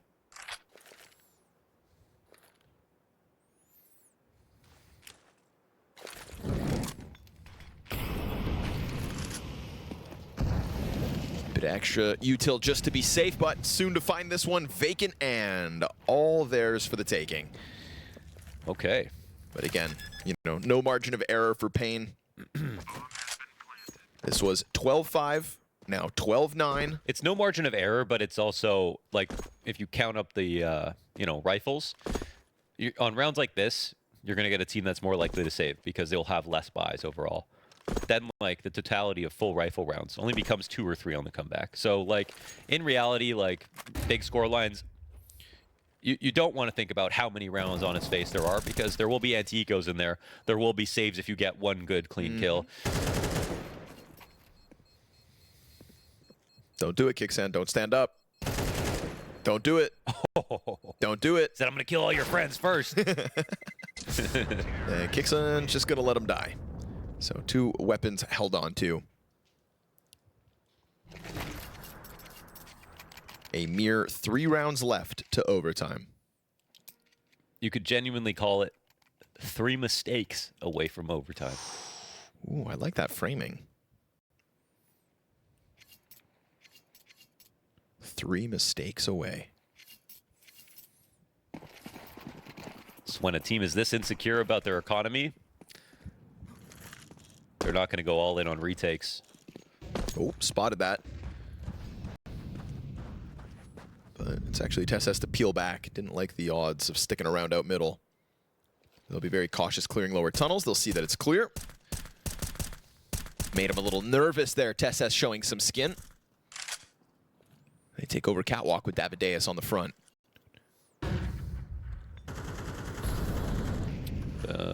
Good guns are split up right now. Oh, love excuse me for saying good guns. Love it.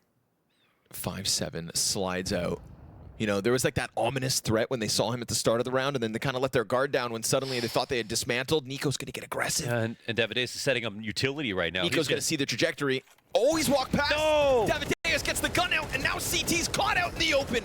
That looked like their round. Oh, it did. It Or did. at the very least, their kills on Cat to be had to the favor of Falcons. Davideus gets a gun back out in time. That's a mistake, Connor. 1 of 3. 1 of 3. TSS is like, guys, what the hell? I gave you the 5-7 frag. I kicked this off to the 5v4. Falcons have allowed paiN. I would love a clip of TSS yelling at someone. Yeah? I can't even picture it. Well, the only reason I can picture it is because back on Heroic, sometimes he would lead the team huddles. Okay. Yeah, Remember? yeah. True. Yeah. And he was calling for a bit, so he had to. Yeah. You know, Katie would be like, go Rene.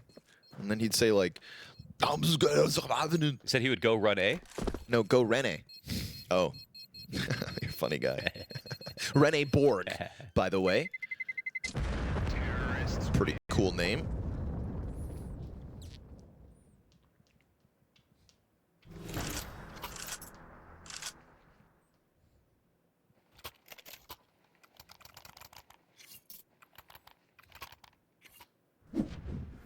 Tenth secure. Oh.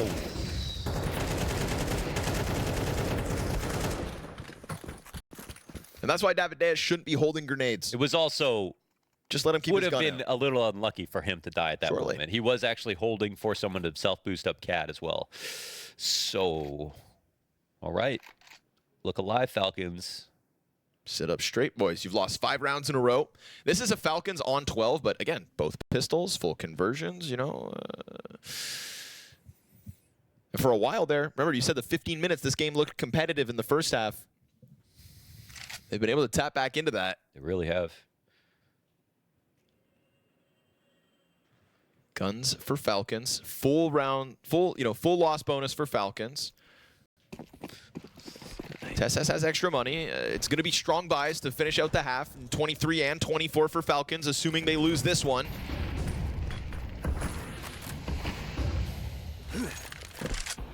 Frag grenade challenge here for Cowes. Kixan peels back for a moment, and then they both disengage. Everybody a little nervous about taking those first fights. We're on a map where Nico's 10 and 16. Kixan is carrying. More oh, no, brother. What in the... Do you have to look behind you for that? Nope, absolutely not. Well, he must have been setting up a nade, right? I mean, but why? I don't know. A momentary lapse in judgment. Oh, that's so weird looking. All right. Well, that's a mistake, Connor. You can make fun of the way he plays. Don't make fun of the way he looks. I have to think about that for a second. What did I say? He said weird looking. Oh, weird looking, yeah. Yeah, he's a freaky guy. It is very awkward. 4 players with grenades in their hands. That's And a... with Dexter dead, you know, no one's going to stop your cat cross now. Yeah. They'll try. They'll try to interrupt it from the mid push. And look at Nico, literally sighing into the air already. yeah. Head up, eyes off the screen. Because he knows that they have allowed this game to go to round 24. And There's nothing you can do to retake this. They save already. And Kixan's already trapped. Exactly, because, again, a team that's insecure about their economy. Yep. Now, they can lose Kixan, not a problem, because they have 2 players still with $3,500 or more. You just need 3 saves. That's it. And they'll get that 3rd save guaranteed. Everybody good to go. Falcons, you can run for the hills. paiN, obviously, tons of cash, so they're going to come hunting. 3 of the 4 must remain standing here for Falcons, or else limitations in the 24th. This is 6 rounds straight from paiN Gaming. A 7th needed for overtime. There's the 1 death they can afford. Does anybody else fall? Miguzera's gonna send it. Yep. And another right in the last second. 2 more deaths. And so paiN give themselves a real chance at overtime now. Yeah, that's the maximum price. But there's still a good amount of money. We'll see how many people actually have to, you know, use a SMG or Tech 9. It seems like they'll be able to, with a pause, use their money properly. Up comes into play here for Dexter.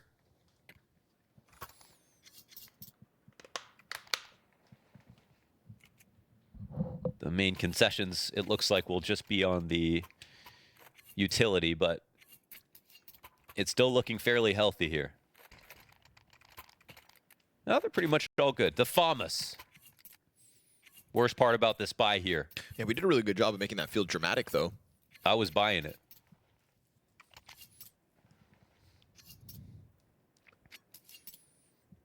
Oh.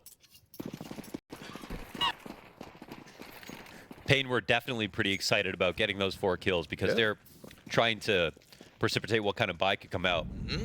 Let's hope that excitement doesn't mean that they have, you know, entered this one under the impression that there's less than there is. No. I mean, worst case, they approach as an anti-eco. Yes, sir, with caution. Kixan willing to burn some of that utility in a hopeful attempt to soften somebody up inside of those doors. And paiN will approach for total map control step by step. No skipping steps once you've already run the 6 consecutive rounds to get into the 24th. You know, of the mistakes, I feel like Dexter has been the... He's in the right spot, though. This time he's in the right spot. Yeah. Let's see if they're flashing for NQZ to peek. But there's no one outside of the doors here for that. Kixan's right there. If they put pressure on Cat, Dexter turns around. They got to be careful. Fire at their feet. Oh, it forces them out. And they don't know. Oh, but NQZ gets the trade. Davideus cautious on the approach. And now you've got Nico. He's got to dip into cover. He cannot fight everything right now. Is the exact approach Davideus had to have. They're going to be climbing up over the smoke. Davideus just chucking out all this util.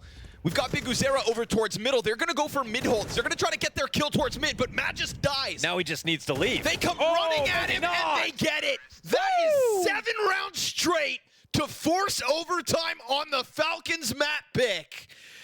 Ooh, that stings. Oh, that's actually unbelievable. Because the way that Falcons got to 12 in the first place, pristine Counter-Strike. So convincing. Amazing in the second half. This approach. Level up live. And this round, there isn't a specific mistake. This round, this is a moment where they have a double long setup, the opening kill. They just traded out so well. Davideus obviously getting a very hard second kill. That could have ended the round right there. The hardest setup yet to get through, and they get through extremely easily. Man. And now in overtime, anything is possible. They've washed away all the bitterness of the tough defeats that they faced in regulation. Enormous comeback behind them. A chance again to 2-0 Falcons when it seemed impossible. They did not waste our time here making this look like some kind of cosmetic comeback. 7 consecutive terrorist round wins, and they get to just try to keep rolling with that momentum. Falcons trying to take a prod over towards Cat. They've got tunnels control, right? I feel like usually Falcons were having less control than this. Even that last round, we had BigUzera through the tunnels into the mid-late lurk in order to collect those 3 kills. Right now, all in from paiN. They've kind of simplified their approach to the round. And that simplification could be costly, because right now there's also the gap on the cross itself. BigUzera's gun spotted. Kixan trying to track him. Their own smoke. They're going to find it. Now Kixan chucks one off the back wall, and that is damage done on ramp immense. This time, little map control, and Falcons thrive within it. All on snow? I think not. It's a late response, but it's Falcons round win nonetheless. 7 rounds in a row just to get to that. But you can't advise a call like that on a round where you come into overtime, everyone has max money, and you're crossing long early. That's max retake utility. That's so many nades that aren't used because you're at the beginning of the round. Plus, it's a long play they know is coming. This opens up so many ways that you can die to unconfirmed damage to people who are safely throwing utility, and that's exactly what happens.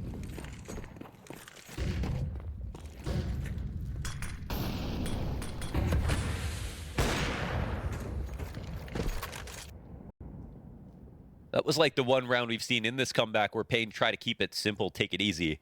And it's the one round they pay for it. Falcons wondering why they couldn't do that before, and it's because paiN never tried an attack like that. Now Falcons have really opened up on map control, but oh yeah, the first guy dies and he's the one looking at Magisk. It's a free second because of it. 2 rounds of tunnel control, Mohan. That's what Falcons get. 2 rounds where they prod through tunnels, don't get held back. And whether that's the information that fuels the A stack and all that utility dump on the approach from paiN, or this time 2 backs turned to Magisk. Easy pickup here for Kixan. They waited till overtime, but the CT side of Falcons starts to kick it up a notch. NQZ half health, bested by TeSeS. And so it could be a sweep of the CT side. It could be for sure, because again, money is not there for an op. You know, you said paiN didn't waste our time with the cosmetic comeback. Maybe it was Falcons wasting time. The moment they get to overtime, they kick it up. I guess so, but in the course of the series, even if this goes through maps, like paiN just sent them a message. Hell yeah. That was like a very impressive comeback to make, regardless of the outcome in this map. NQZ has done some of his best work on a scout, though. Oh, you like. Oh, I mean, you I'm just perfect because Mohan. Oh, yeah. You never cease to amaze me. All right. Wow. How do you predict things like that? And then when I try, It's like an anti-eco. You're like, this team's gonna win. what the hell is going on? What a shot.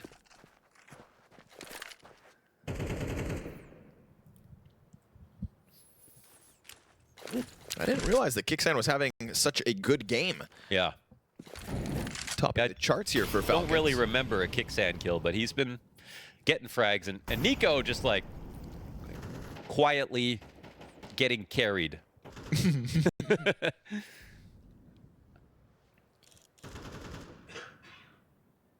Dexter, be careful, my friend. Your closest rotates outside of the B doors. Oh, he's going to take the chance versus the scout. Oh, it's not holding. They're going to hear this. Yeah, they heard that scope, so NQZ's going to peek in. Oh! See, MP9 gets that kill faster, but Snow gets the upgrade to the off, and then TeSeS slides in. Oh, he's so good at angles like that. Mid-fight done. TeSeS a quad picks up the slack in that B site. Oh my God, they wanted to rush that so bad after they got that next kill. 3v5. A 3v5 and 4 kills to 1 man alone. 1 man with no support. He was the support. And this scout shot's clean through the frag as well. My goodness, but look at this. You can't run, you can't hide. TeSeS locks it in on the exit of the tunnels. Magisk pumped about that one. Falcons clean sweep of overtime. Just when you thought they let their map pick slip through their fingers. 1 of 3 rounds, all they need on this T half. And then we look back in the first half, and it was Falcons with the later rounds that were better. They just aged like wine.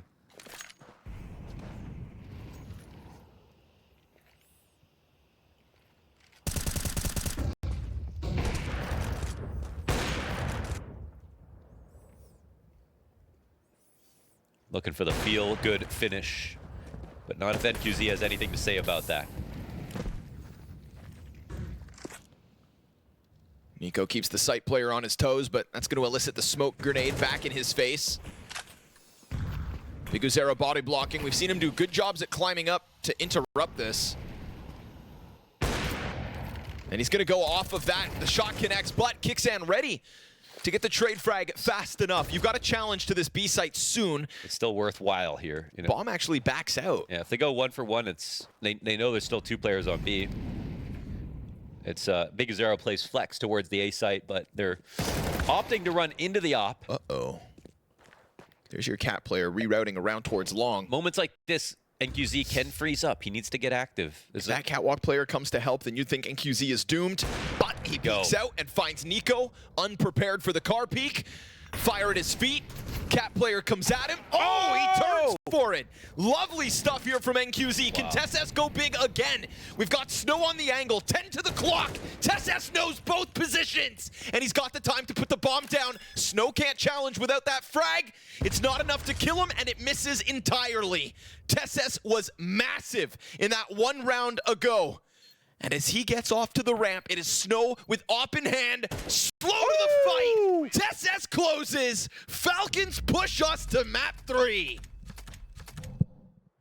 Unbelievable scenes. That is, of course, unless you are the side of the Falcons who have secured this map. And really, on the back of what got to overtime, it probably shouldn't have in the first place, but damn sure did we get it. Jacob Pimp Binnicky, suit and blow.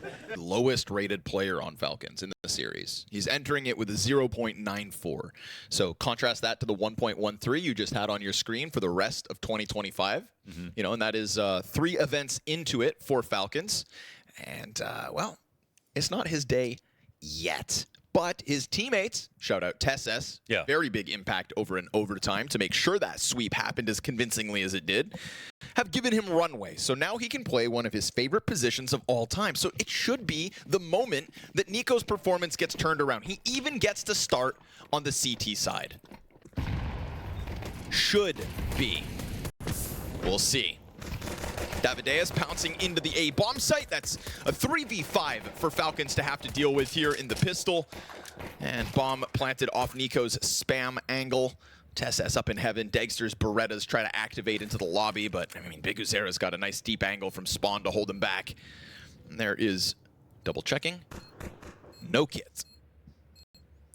Time is of the TessS. Dexter trying to get the rampage rolling, but it's no openings for him, no openings whatsoever. There is not a single thing that Falcons can be happy about in this pistol round, and that is paiN to take the first. They have had a lot of good pistol rounds, actually. paiN have struggled, really, trying to get good ideas to work versus the Falcons. And again, just go back to Dust 2. That was pistol wins and full 3-0 conversions, both half for Falcons. Still goes to overtime.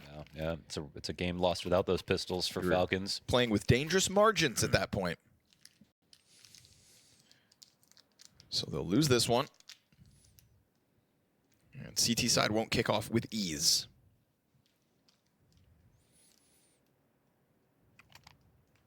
And we've got 2 teams with, you know, differing expectations, but also 2 teams who are willing to take rounds in stride. The paiN have had to make comebacks. Falcons are up to 1 best-of-3 land win. Like, everyone's got to be realistic here at the beginning of the year. Oh, very quickly circumventing any threats. paiN have been getting some great practice on Nuke, though. And practice makes perfect. A players knowing that this wrap is coming around by all the noise that's going off outside means Kawez holds back. Now he's the one guy at threats, but looks like he's dealing with those threats easily. TessS little jumping MP9s, little zany. Degster Scout gonna get 1. There's a Galil upgrade for him. You take it or you leave it. Wait, bomb. Oh no, bomb is sitting in T-spawn and Degster's about to find it. Oh. No. How much damage could he really do, though? Oh, no. I mean, he's down to 15 health. You can't protect this, right? Second But they CT. are only they're clearly just learning about this. Second CT is Nico, and he has now come to the bottom of Silo. He's going to pick up the AK. Nico's going to grab the AK from the first guy. BTarena clears it, but Nico actually hasn't extended for the gun, and the bomb's not in his sight line. Yeah, they can just go inside now. Nico's just hoping Dexter maybe, I don't know what he was hoping. Oh, he didn't see the AK. It did fall in a little weird spot.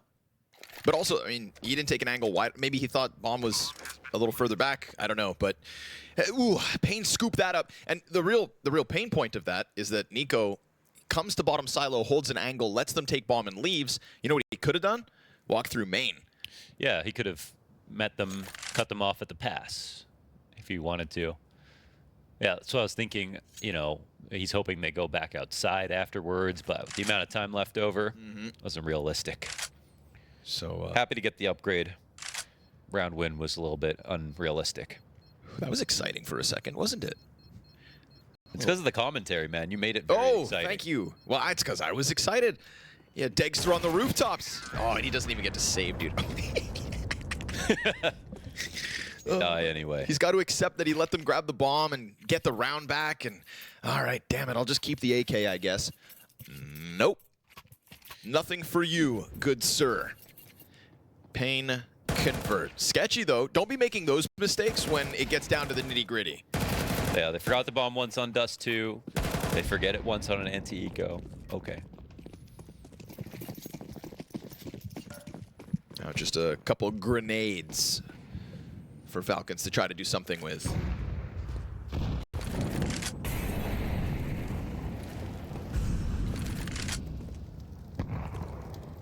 You know, the common ground between the two opponents paiN have played so far at Cluj is that Astralis is an expensive team, and so is Falcons. Yeah. If paiN beat both of them, you know, we know the new VRS system is based on how much you earn prize money, but I wonder if we have room to throw in the algorithm, like, depending on the salary of the opponents you beat, you get some bonus points or something. Yeah. I think paiN deserves it. The thing is, paiN are not a small org. They just, Sure. Yeah. Brazilian players are very expensive. Yeah, and there's not any that would have a price tag like a Device or a Nico that we can think of, right? There's no like MongolZ out there, I feel like, waiting to be bought besides some of the Fury. I mean, PK Serato would be the one guy who stands out.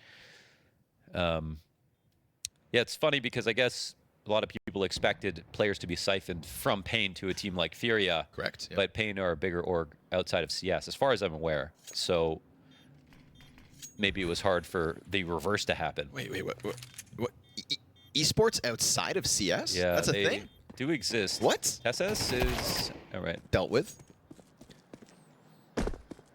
Yeah, it's the rumors. I mean, it's the allegory of the cave for me. I'm just seeing the shadows on the walls, and I'm hearing about this. I don't know for sure. But from what I understand, paiN are paiN aren't just a puppy org. I was wondering what Shox did when she wasn't at Counter-Strike events. It's those other esports they talk about, huh? League of Legions, something like that. Oh. It's a big game, they say. Big game. Duda? You got to know at least some of the Valve universe, though. Come on. Yeah. That's fair. You're right, actually. Deadlock, baby. Deadlock. Yeah, up next, they say.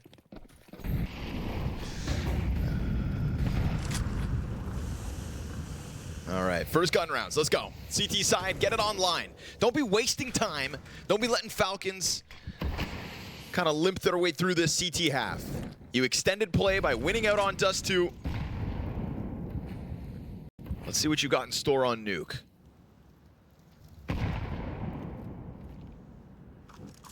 paiN cautious to the red cross. You got Degster up top. You got Nico down below. Nico and Degster. Nico and Degster. That just sounds like a duo that should damn well be able to stop. Oh, they didn't see anything. A couple Brazilians, but not likely. Fast charge downstairs towards Vent. Kicksan's about to have his hands full, but the fire stalls them. That's crazy. That was crazy from Snow. Oh! But that's crazier from Big Uzera. God. Double Galil headshots. Degster very swiftly gets down into control, so he will cut down the bomb carrier. They're a bit slow to ramp. Big Uzera lets that bomb get dropped at the feet of the Opper, who feels like he's in a pinch, because he is.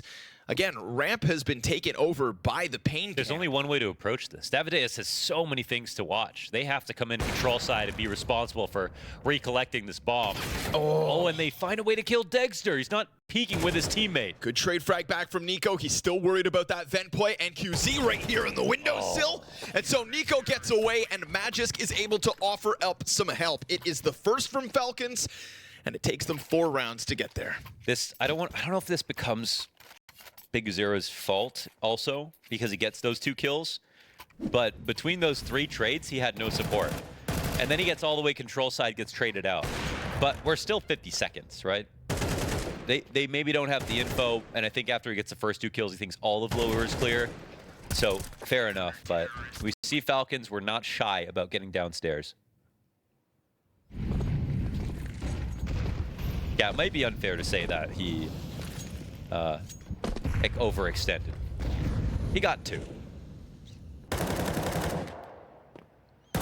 With the Galil. If he thought there was 3 downstairs, they would have been going to the top site. I think if anything, we kind of forget about it because all the other stuff that happens after. But Snow jumping through fire into the vent. Yeah, that was theatrical.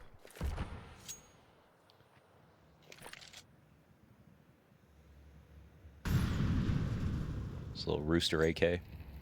All the money on the line here for paiN.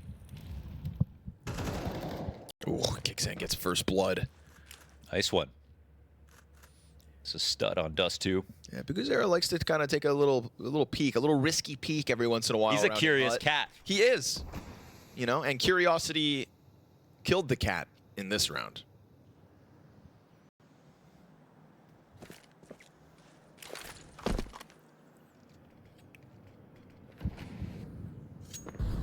Cow is peeling away from the lobby, but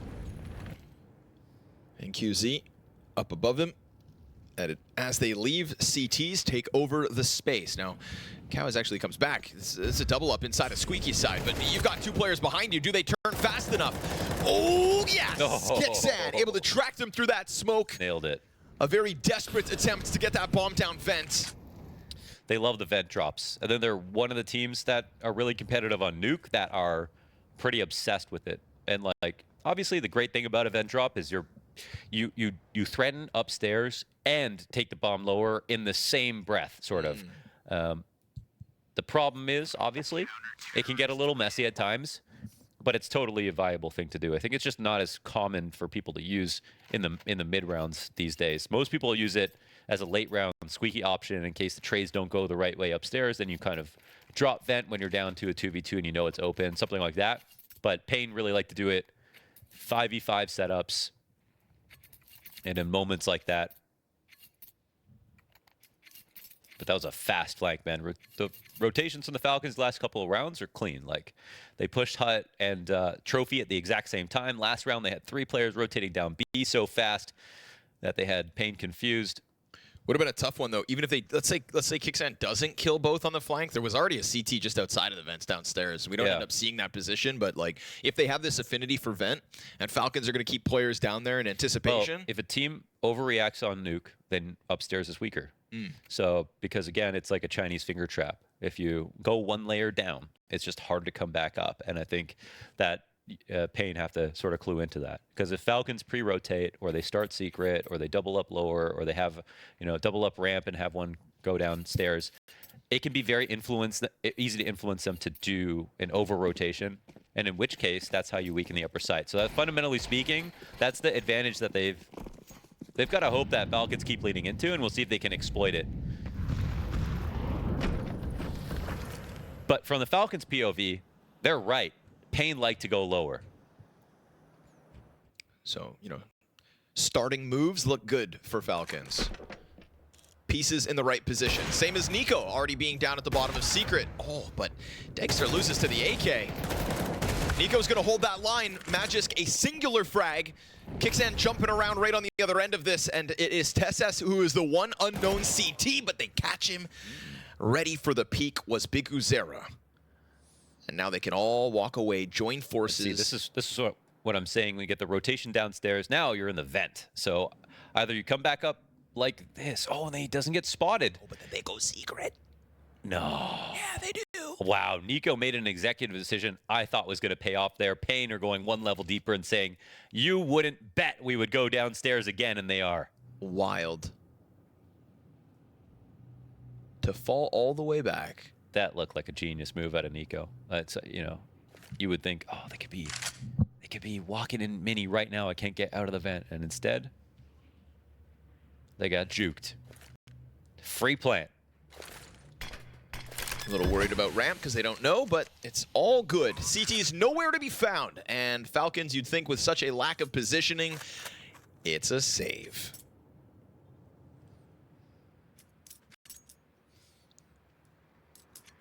It's rounds like these that really feel like football downs, you know, just in terms of the kind of plays you make, the reset, the thought about the last play and going into the next one. Oh, American football. Pigskin. Yeah. Oh, okay, sorry. Yeah, the one that you have to be really smart to play. Right, the one that you don't use your feet in.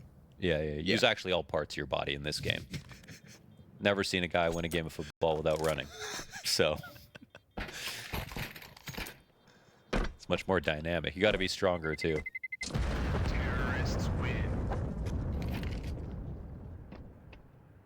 I'm not getting involved in this one because you're a coward. Europeans are my friend.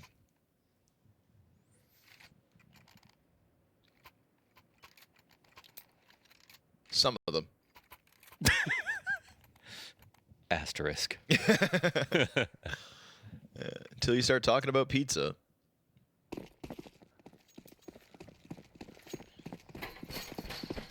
Here we go. Run boost. Love it. Ooh, through the fire. Snow's got a good tempo here. Nico on the reload. Does not know about this timing. Snow, are you that brave? No, he's watching. I don't think so, buddy. Nico's literally sitting there like, you're trying to trick me right now. Yeah. Very well aware of what's up. That is still a Nico on 5 HP for the record. But it's a Nico that was ready for the push. That frees up TeSeS to take control of Secret instead. And all that damage means, you know, main looking viable. Yankees very animated there. Barking orders or information, feeding it over to BigUzera so that they can try to make an informed choice. Where to go at a man disadvantage? What now? 50 seconds.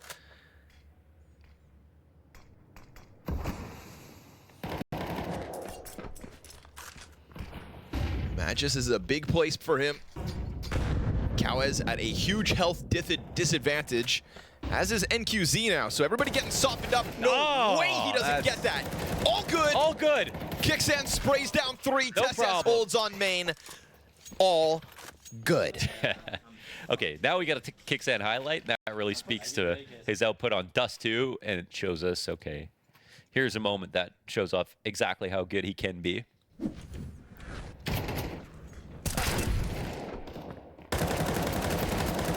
Easy does it. Magic's like, I softened them all up for you. Sprayed an entire silhouette like it was a crime scene. Couple rifles here for paiN, all they can afford, so it's an all-in in round 8. Great chance for CTs to reset, unless they can't hand it. Cowes just gets the headshot. TeSeS dead. And ramp belongs to them, at least the top side of it. Nico is already down here on the doorways of ramp. Dexter's got to be careful with the reposition. There is no outer control whatsoever here for paiN. Nico decides to try to take the fight to them, and he softens up a bunch. But he is now dead. Magisk at bat, swarm from both sides, and BigUzera slips out on 20 points of health. Kixan into control. Ooh, it's a Molotov behind him. Davidu is dead. And Kixan, nah. Door spam off the mark, but Snow's head right in that crosshair from a 2v4 to a 2v2. And remember, BigUzera's still low and exposed as he stands in the open ramp. And if Dexter comes down and peeks this doorway, I mean, NQZ you'd think is doomed. He is just stuck back there. It's one thing to be behind Silo. Oh, but he peeks out with Incendiary in hand. Man, that's quite brave, though, where NQZ's playing, and not just back clock sitting, waiting for his timing to peak. So perfect punish. That'll send Kixan to go save. paiN, even through taking all of that damage, on, again, all of those rotations. Get through critically. Okay. Kixan's not even here for the save. Bomb would have found him no matter what. paiN go up 5-3, the double rifle ramp push to keep everybody's money teetering here, right? This is another time where paiN come in at a disadvantage, but keeping the round going keeps this anybody's game, and more importantly, their 5-3 2-round lead is in their hands. I was surprised to see Nikos crawl up through the ramp, but it was almost successful. Magisk was just staggered behind him about a few seconds away.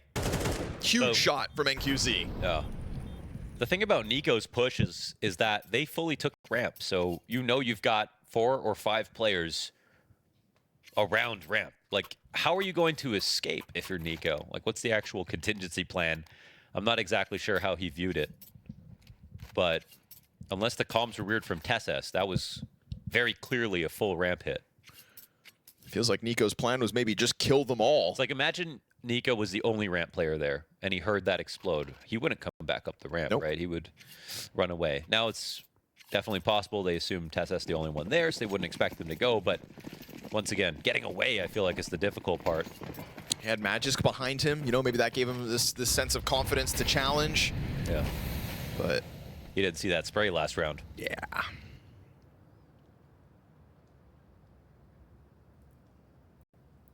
Magisk tries his damnedest to hold off the follow through, but that's BigUzera 20 HP coming out from the other door. And Magisk not fast enough to flick over, so money all on the line here for Falcons. This could be the start of a lopsided T-half if paiN can break through. MP9, Scout, and FAMAS Dwindling utility already at a minute 10. And Nico finds that challenge he's looking for outside, but there are many bodies beyond that smoke, and he catches Snow. Now NQZ clipping the wings of Dexter takes a bit of support away from Nico. Good thing he keeps his head tucked as the top silo player spots him, and NQZ doubles up here in round 9. Nico was very lucky to get away with the first peek and now goes down anyway. Double push out secret. Let's see if this is the key play. It's not paiN sort of overreacting in this spot. They have some time to work with, actually. But that's sort of fading away. Let's see. Kixan will get spotted, and now this is very awkward for the Falcons. Where do they go from here? Damn. Oh, Flushed out. Maybe they just go get a kill. NQZ, triple kill so far this round. 20 seconds, they don't know about TSS. They need to join up, actually. This Kawez. is just Kawez alone. Offers up the frag. Now, you're going to get this heaven wrap. I mean, NQZ is doing it all. 4 kills deep. He's on for the ace right here. TSS slips in behind Tetris. Oh, big Usera. Wow. The timing's good. NQZ can't believe it. That was a series of kind of missed opportunities for paiN in general, but NQZ finding a second punish every single step of the way. And that was an expensive round for Falcons, wasn't it? We've got now... All they had? Yeah. On the CT side's not shaping up.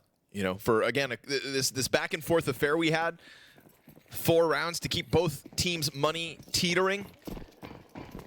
paiN come out on top of that. Your half to run away with now. Of course, never a guarantee. TSS P250 on the close smoke. That's fine. NQZ gonna deal with it.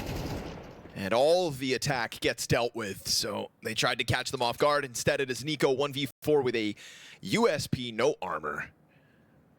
paiN Gaming, a 7-3 lead on the T side of Nuke, Mohan.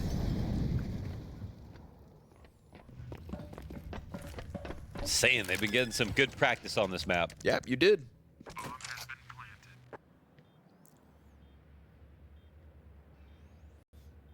And it's a wild scene when Kixan is going to be your highest rated player across 2 maps now in this series.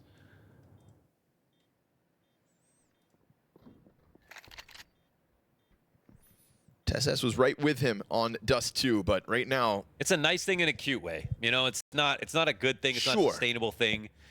And Nico can end the series as the bottom performer for Falcons. That just doesn't make sense. Not versus a team like paiN. I'm sorry.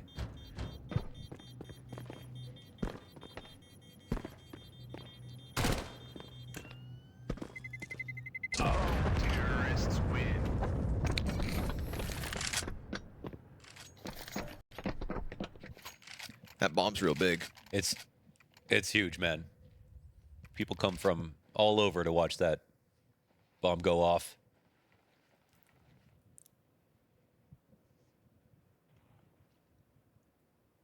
Sonic wants in.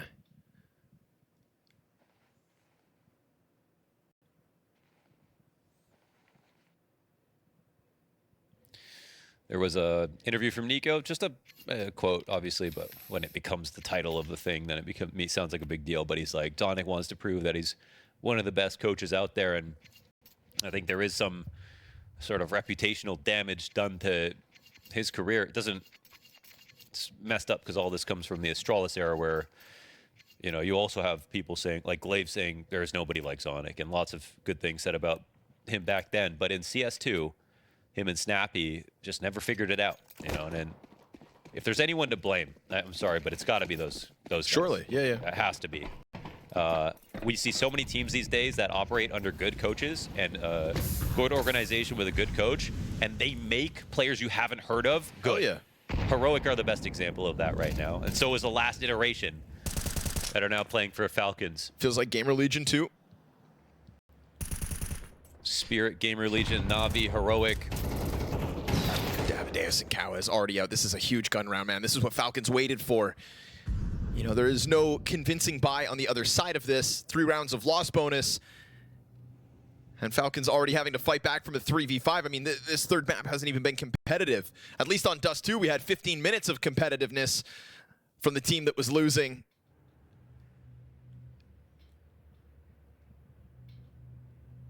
We had those 4 rounds back and forth, but it was that ramp fight, the double rifle ramp fight from paiN that just bottoms out the bank accounts of Falcons.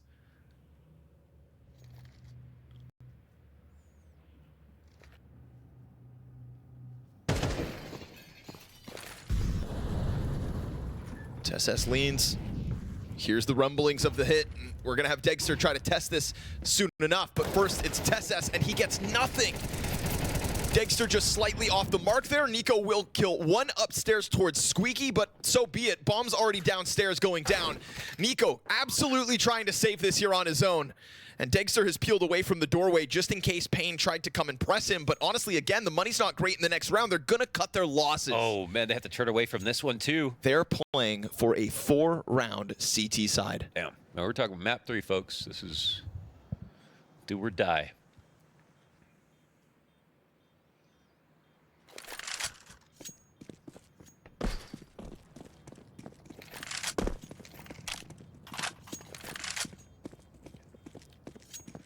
Falcons did come into the series as an odds favorite, but I think mostly off of not brand value, but individual player value. Like you see a Nico on a team, and that just instantly shoots him up. But again, paiN have been playing a lot of good teams and have picked up better wins than Falcons have, straight up.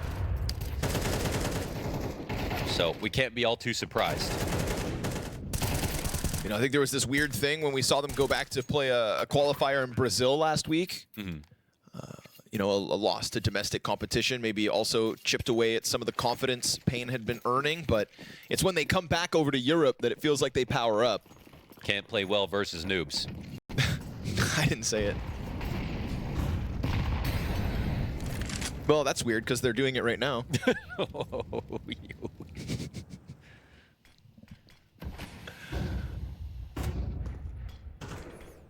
That actually means they must be good, Connor. It is. So. That's what yeah. Solid showing this evening. Oh, there he is. Who's a noob, Connor? Who is a noob? There he is.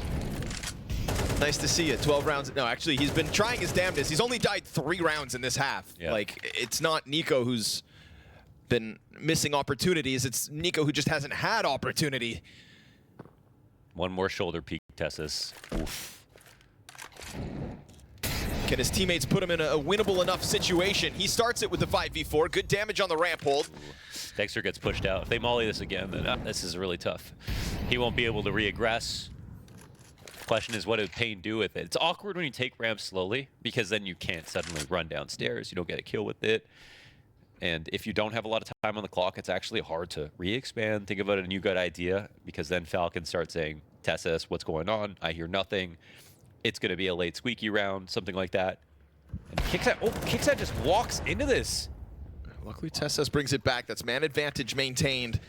Are they going to use the vent? No, they're actually going to take it upstairs. Executes NQZ. No double kill from him, but the heaven swing is fast. Degster keeps that pressure up. Come on, Cowez. There's one on the player who falls down in anticipation of the swing from TeSS. Not able to connect it. Now down to 7 seconds, and that vent player wrapped around lobby. No chance now for Cowez. Time decides this one. 4 rounds for Falcons. They saved for it. They had to nab it, and they do. 4 rounds of a CT side in this decider map. For what it's worth, they can make a comeback. We saw them get better as Dust 2 went on. They mostly did it within the first half to kick it off, but it's entirely possible. Thing is that this is obviously a subpar CT side in general. Very, very good start here to the map for paiN. I'll have to fall back on their pistols, which have been strong. That's Falcons. Yes. Yeah, so definitely worth it now. Pull it off if you can. I mean, an 8-4 T side plus a second pistol. You'd think that'd be the paiN map and match win in the bag, but no guarantees this series.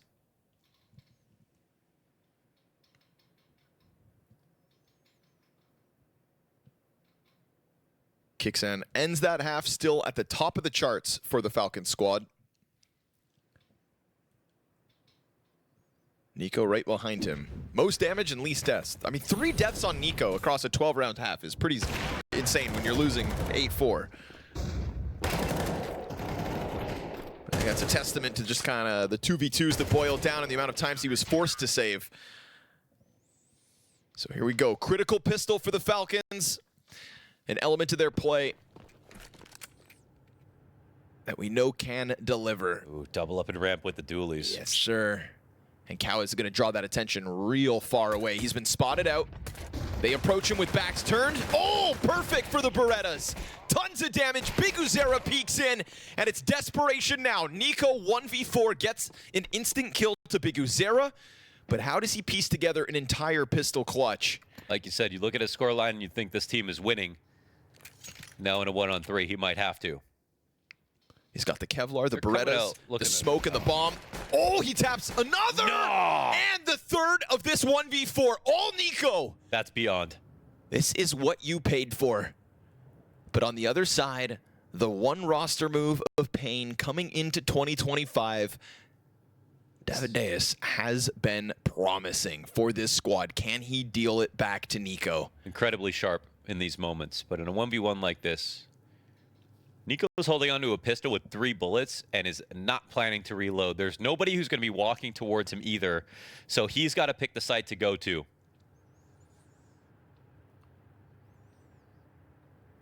Nico is very good at judging where you'll rotate in from with enough time on the clock. On a quiet map, he's so good at reading spots, but here, his reads are not paying off. Davideus is just playing in between 2 sites, but now with the smoke coming down, it's possible it goes back upstairs. And Nico, if he takes even more time, yes, Davideus will have to consider it. But now at the plant, it'll be open. Smoke covers him. Davideus not working with the kit, but he does have a massive health advantage. And remember, only 3 bullets, right? 3 bullets. Oh! Only needs the 1. That is what you paid for. 1v4 from Nico in a much-needed pistol round win. They challenged up that ramp like they had an advantage. They thought they had an advantage. That's possible. But Falcons have a Nico. Didn't reload. Oh. 1 shot, all he needed. Oh my gosh. Yeah. He's Uh-huh. He's 13-3 Yes. in a 5-8 game. He looks that. Just in time to get some credit, Connor, after those first 2 maps. Yes, sir. Just in time. Wow. That was special. Fast charge out into the A site. TessS insta-clears the 2. And this was a force buy out of paiN. With how quickly Snow and Davideus died, you'd think otherwise. Clean conversion. This now we can say that this entire second half made possible by Nico. And Nico alone in a 1v4 on pistol. 100%.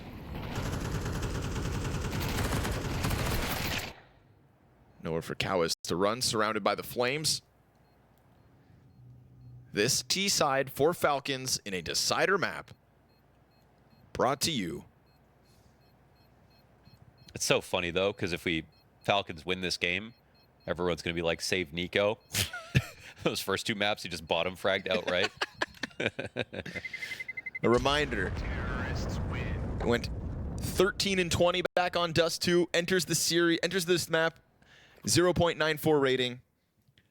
Bottom rated player for Falcons at the start of Nuke. Suddenly 13-3. You know, it felt like a sleeping dragon after that first half because he just didn't get many chances to win rounds.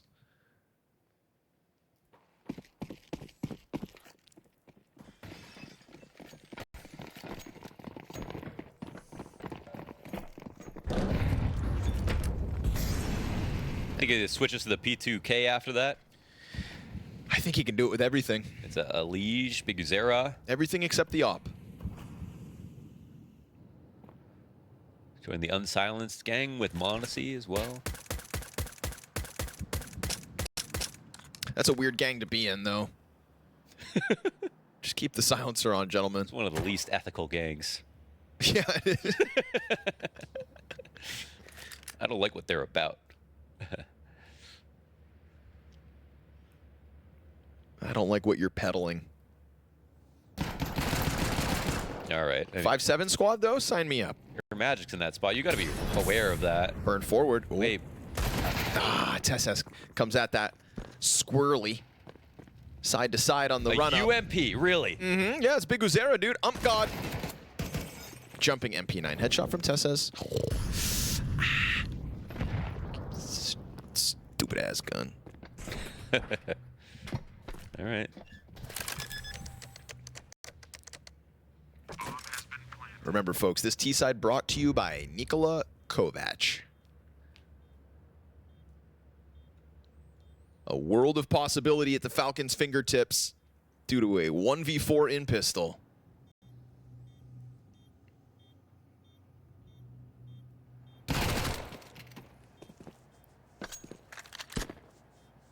That was like Tessez in that Dust 2 B round, actually. Remember when he got out of tunnels? 4K. Yes. Yep. Should have never got out that tunnel. Ooh, there have been some tragedies for paiN on these pistol rounds. Terrorists win.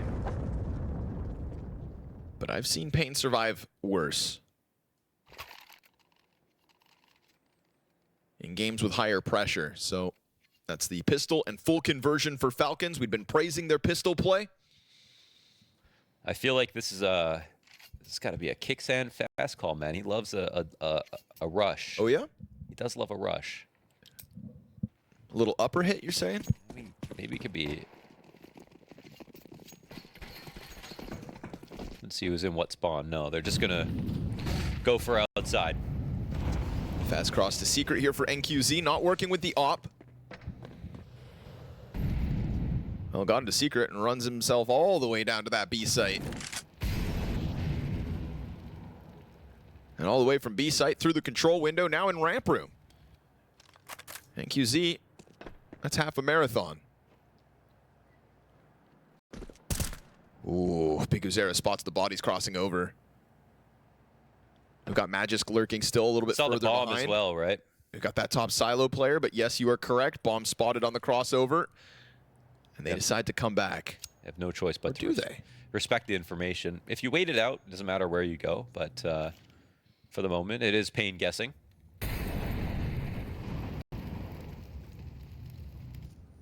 paiN understand the pressure on this round. Nico coming at it. It's him versus NQZ in the corner. Oh, half-ass clear. Did not clear that properly. Kicks in now. MP9 tries to charge down NQZ, who just wants the hell out of control. Oh, that's a great move from NQZ. No overcommitment. Leaving them in the wind. Tess, making moves. Yeah, been heard, right? Moves and noise. So Davideus able to lock in behind Vent. He's got Big Uzera to stir up a distraction. Hut player tries to challenge. Davideus in with his one. Players coming at him. He goes for the wide swing, forces the team kill. Kixan shooting Degster in the back of the head. Certainly not ideal. We've got fire on the Vent, so NQZ can't exit. Cowes fast on the response, and so Magis trying to get off site. And in contrast to Nico, this has been a rough go of it. He's able to get into main here. Snow running over. That's an easy pickup on the young gun. Holds off on the Vent swing. Hut player dead, but the gun is empty. It's a damn near clutch out of Magisk, but paiN extend their lead off the NQZ clutch. Yeah, very nice try. And NQZ back-to-back great maps. In fact, that's 3 straight great maps, isn't it, from NQZ? He's had a much better day today. Denies the clutch out of Magisk. On what an important round this is as well, and it's all because of this one mistake from Nico.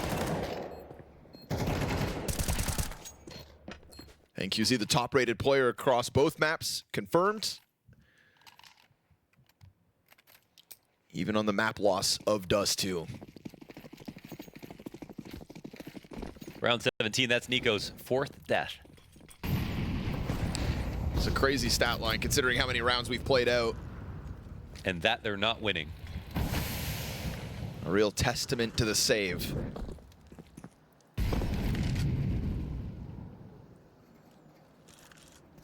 Bomb left behind them. There's still a ton of money here for Falcons, right? Clean conversions off of pistol, and that sure as hell helps. Oh, you gotta take that and run with it.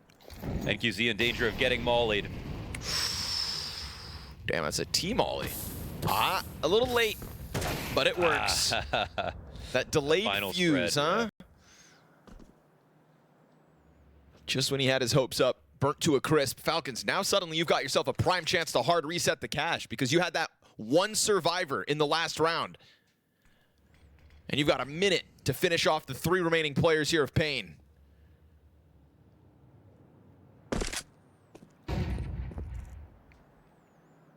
It looks like they're just going to split via ramp, right? Because I think they heard one of those jumps in upper.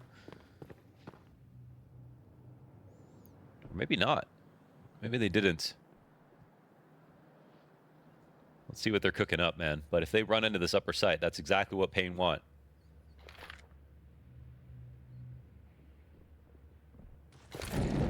Oh, yeah. And now they know the CTs have no idea that Nico's down here. That's it. Nico's found the way. Yep. With time. Cowes, one miraculous kill, and honestly, this gets really hairy for Falcons. Ooh, it's covered. But how is he going to stop it? He's not. Dexter's going to come late down secret, and again, with money on the line, I feel like you're looking for the save, and Cowes drops that MP9, so now the 2 M4s should just dip. How did Nico get downstairs? That was via secret, right? Yeah. Yeah. Okay. Uh-oh.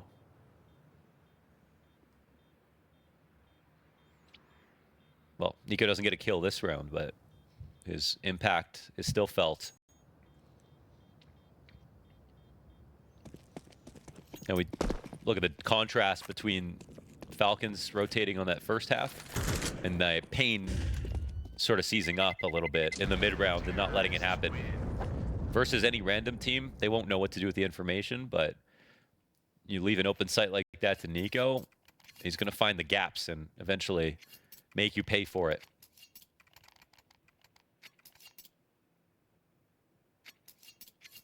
That's a tough pill to swallow if you're paiN. 2 rifles saved up. Timeout. Waited 17 rounds to bring it up here, Mohan, but Snow is 1 and 11. Damn. Don't think I've said his name until this moment. Yeah. Not even sure if he's been in the server every single round. So a tough place to be in, where again, you know, one of the things about paiN that we question sometimes is consistencies. Yeah, definitely. But this map will clearly be won and lost on rotations. Yes. Especially with the way that Falcons are playing, and that's what Nuke is. It's very difficult CT rotations, but with very good CT rotations, it feels like an impossible map to win from the T perspective. But that demands a lot of experience, good communication, and this understanding when to make the commitments.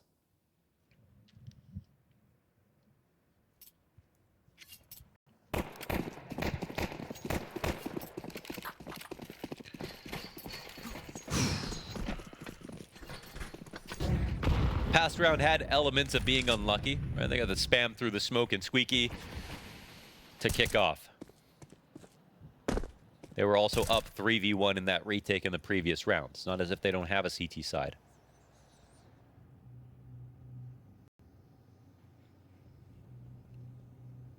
But again, here's Nico getting info.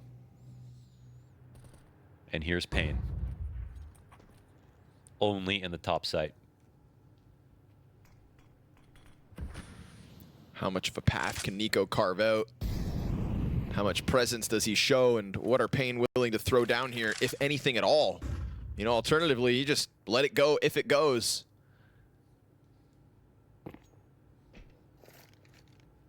BTarena not biting on that lower play just yet. Dodging flashes. NQZ up on top. Keeps his head down. BTarena not able to serve up a distraction, so Magis good on him. Keeps the presence of mind to clear it. Good lineup there for BTarena, but he only gets 1 kill. Tessez getting his name back into the kill feed, and Nico's slowly but surely. Yeah, Nico's just confirmed lower, as well as gone back upstairs to punish rotations afterwards. So, done his job once again. That's the one guy they can't let go.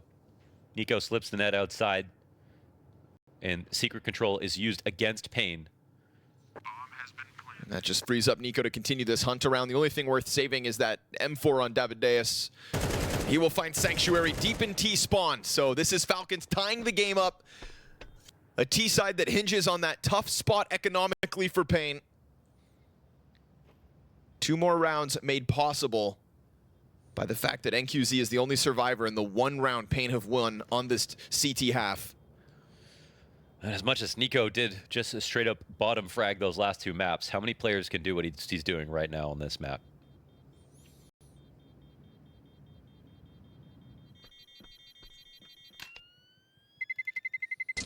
Terrorists win.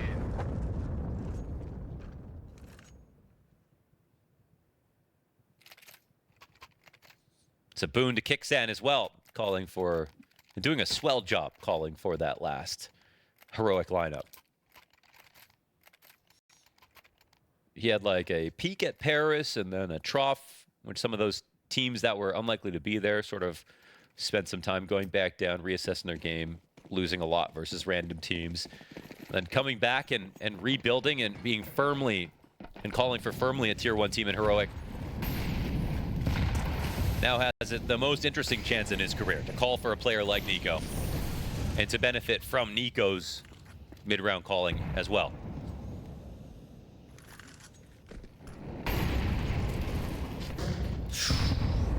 Quick molly pressure to the back of sight. Davideus, luckily for him, doesn't have anybody pounce through Hut at the same time.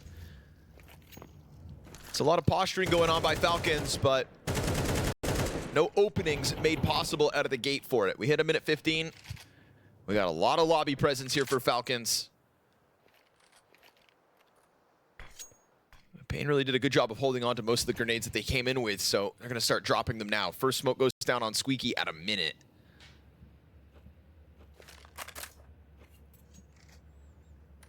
Snow's got to step up. Critical position on top of Hut like this. 1 kill in 18 rounds of play. This is a moment where Falcons, they want to do something new, but the irony of it is that paiN, I think, have been most excited for some kind of upper hit. And I think their conditioning might fail if they realize that paiN are just actually not responding to the amount of lower plays that have taken place. So we'll see if they can hold, but they've got players in the right positions to do that. Gotta hold. Snow drops the flash out, goes for the peek, blinds himself, and at least kills Magisk in the back. BTarena not really able to hold on to main just yet, but luckily for him, Davideus goes big with a triple. That's what you said. The positioning's there. They needed them to hold. They will. As simple as that. Yeah. Hold the line, and they do for 10.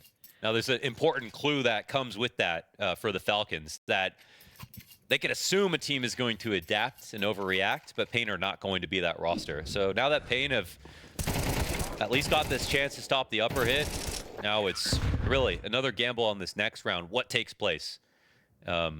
But I feel like you should just simply start by taking advantage of outside again, because paiN are not playing it as well as Falcons are. Maybe that's what they do, sending Dexter for the deep angle to Garage. Magisk just clips BTarena. Open squeaky door, smoke not down fast enough, and BTarera's dead. And this has the makings of another hard economic reset. The same reason Falcons have been able to pick up 5 on this T side so far. 2 one-off round wins could be what paiN have in their hands. Unless they reclaim this one with a 4v5, and it's looking dire. That last round was almost a show of respect from Falcons that, well, it must not work for us to go lower again, but... Oh, okay. They'll get rid of Nico at least. It might be a little late, especially after showing 2. There's only 1 guy upstairs. Davideus has to stop them all. Oh, and this time from a 3K last round to nothing this time. And if anything, he's able to slow it down, then suddenly they come bursting up that vent. Instead, paiN have to concede.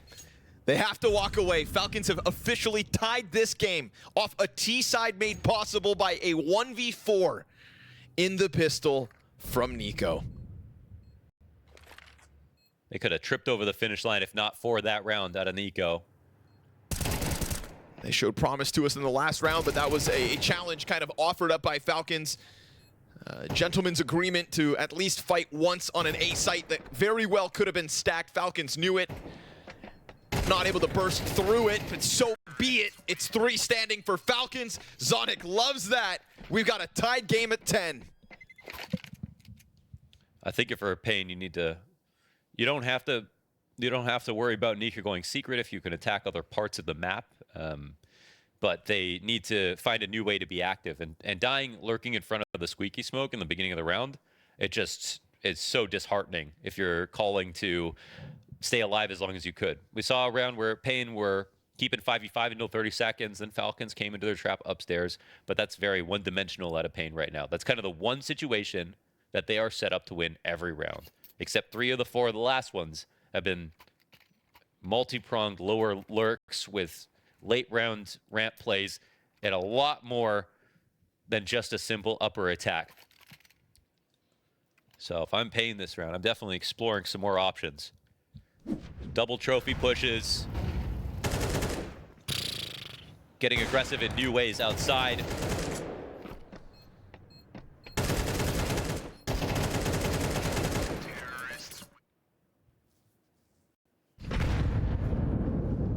And QZ, can you be the hero? Yeah, this kind of move they need. Yes, they can. Yeah, that's what they need. That's you just, oh, Mohan, you're a prophet. Forced to get active, right? With only 2 rifles in hand, they had to do something different, and in doing so, it's a kill apiece from the 2 guns that they tiptoe into round 21 with. Doesn't mean the round's a guarantee. But it's a hell of a start in contrast to some of the rounds prior. BTarena is going to go looking outdoors for something, and there is a player out here ready to be taken down. That'll be TSS on the outside of main. Yeah, sitting duck up top. 2v4 now, demanded of them. He's going to shoot the gun over to main so that maybe somebody can pick it up. It's a little awkward, though, the retake. NQZ has an op. They're not coming in with a lot of utility. Falcons, if they play their cards right, they can still survive the situation. But for now, 4v2. And as you'd expect, of course, no kit.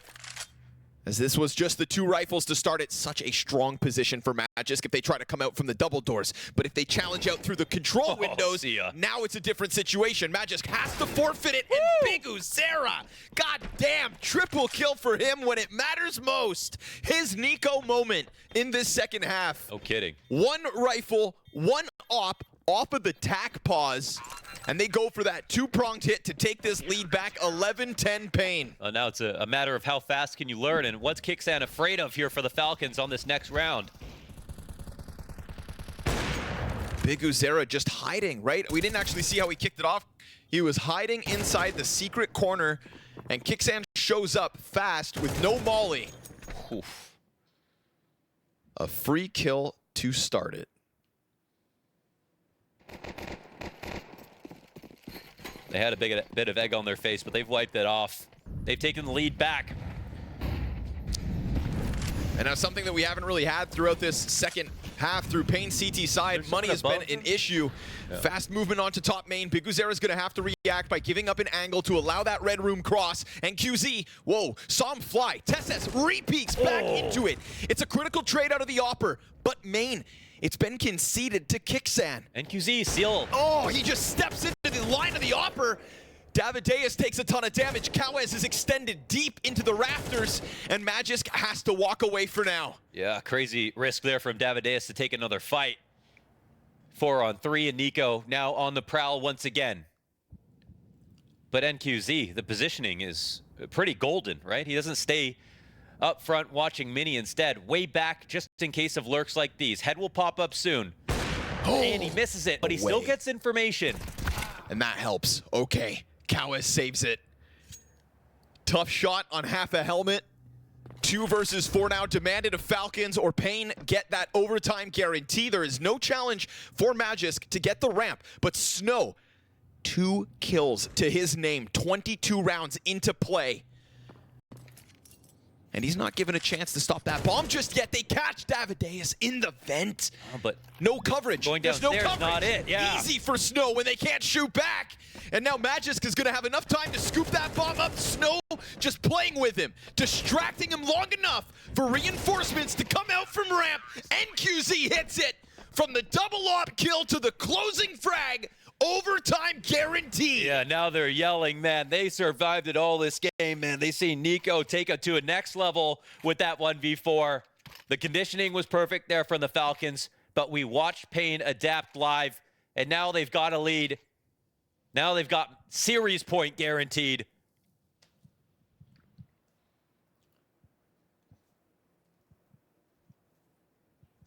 It's 2 of them to try to close this. It's Nico still at the tip top of the charts, 15-8. He has been a menace when he gets his chances to shine. They had them economically on the ropes. The kicksand call in this moment is always fast. I feel like he's somebody who reminds me of the way Glaive called back in the day, where when the pressure's on, it's really late into the game. He's very comfortable calling something that others might think is too risky. Falcons here on this T side, they've done one upper pop really late into the round. A lot of outside control, but that's starting to fail. We haven't seen the set tactic early on into the round, and here is the fake outside to start this off. Tess has to give himself a chance to get out hot. Pack of players right behind him. It's simple. It's good. It starts well. We've got Snow up top, dealt with. Big Uzera out from main. Trade train is great for Falcons. It puts that bomb on site. And NQZ's frag grenade softens them up nicely. Cowes has been found out. They know where the CTs are at. Falcons kept it simple and just challenged out the hut as a pack of players following through and putting a question mark around paiN. I mean, they have 3 players with bottomed out bank accounts, and so they're not going to take their chance at this. Falcons, like you said, burn bright or die trying. Charge their way into A. He's comfortable making that kind of move. It's something we haven't seen yet. It's a play that can always go wrong, but it's a moment where Falcons, they kind of have the perfect economic situation to try something like that. A long drawn-out round, they lose to utility. Most of those options have stopped working in general. Why not keep it light?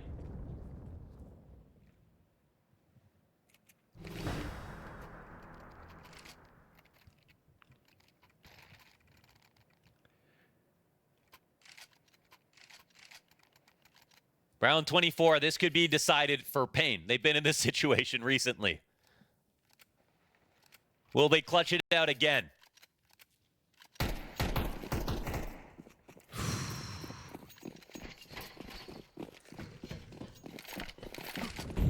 At least they're able to keep that full buy. And again, but this time, Nico going up to Silo. Just gonna go into the smoke outside. Squeaky flash is good for him. He's already trying to get in, but it's Snow to the back of him, and then they just run through that smoke on ramp. Cowes misses the triple, but so be it. Falcons tried to do what paiN did on Dust 2 to push it the distance. paiN got themselves into overtime, only for Falcons to sweep them away. 4-0 overtime rounds on the second map of this series to extend us into Nuke.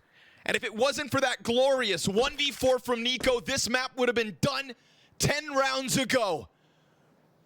And so how sadly poetic is it that he's left alone again? Another clutch demanded of Falcon Star. And he will kick it off with 1 kill at an easy cost. A quarter health for the first one. You've got players all up in lobby, and if it wasn't Nico, you'd write it off. But the hopes of Falcons falter, and paiN will pick this up. Round 24 needed, but by God, they've done it. Almost, and I do mean almost, even though that only counts in horseshoes and hand grenades. Did we find ourselves precariously situated right next to another overtime? However, that is not the case.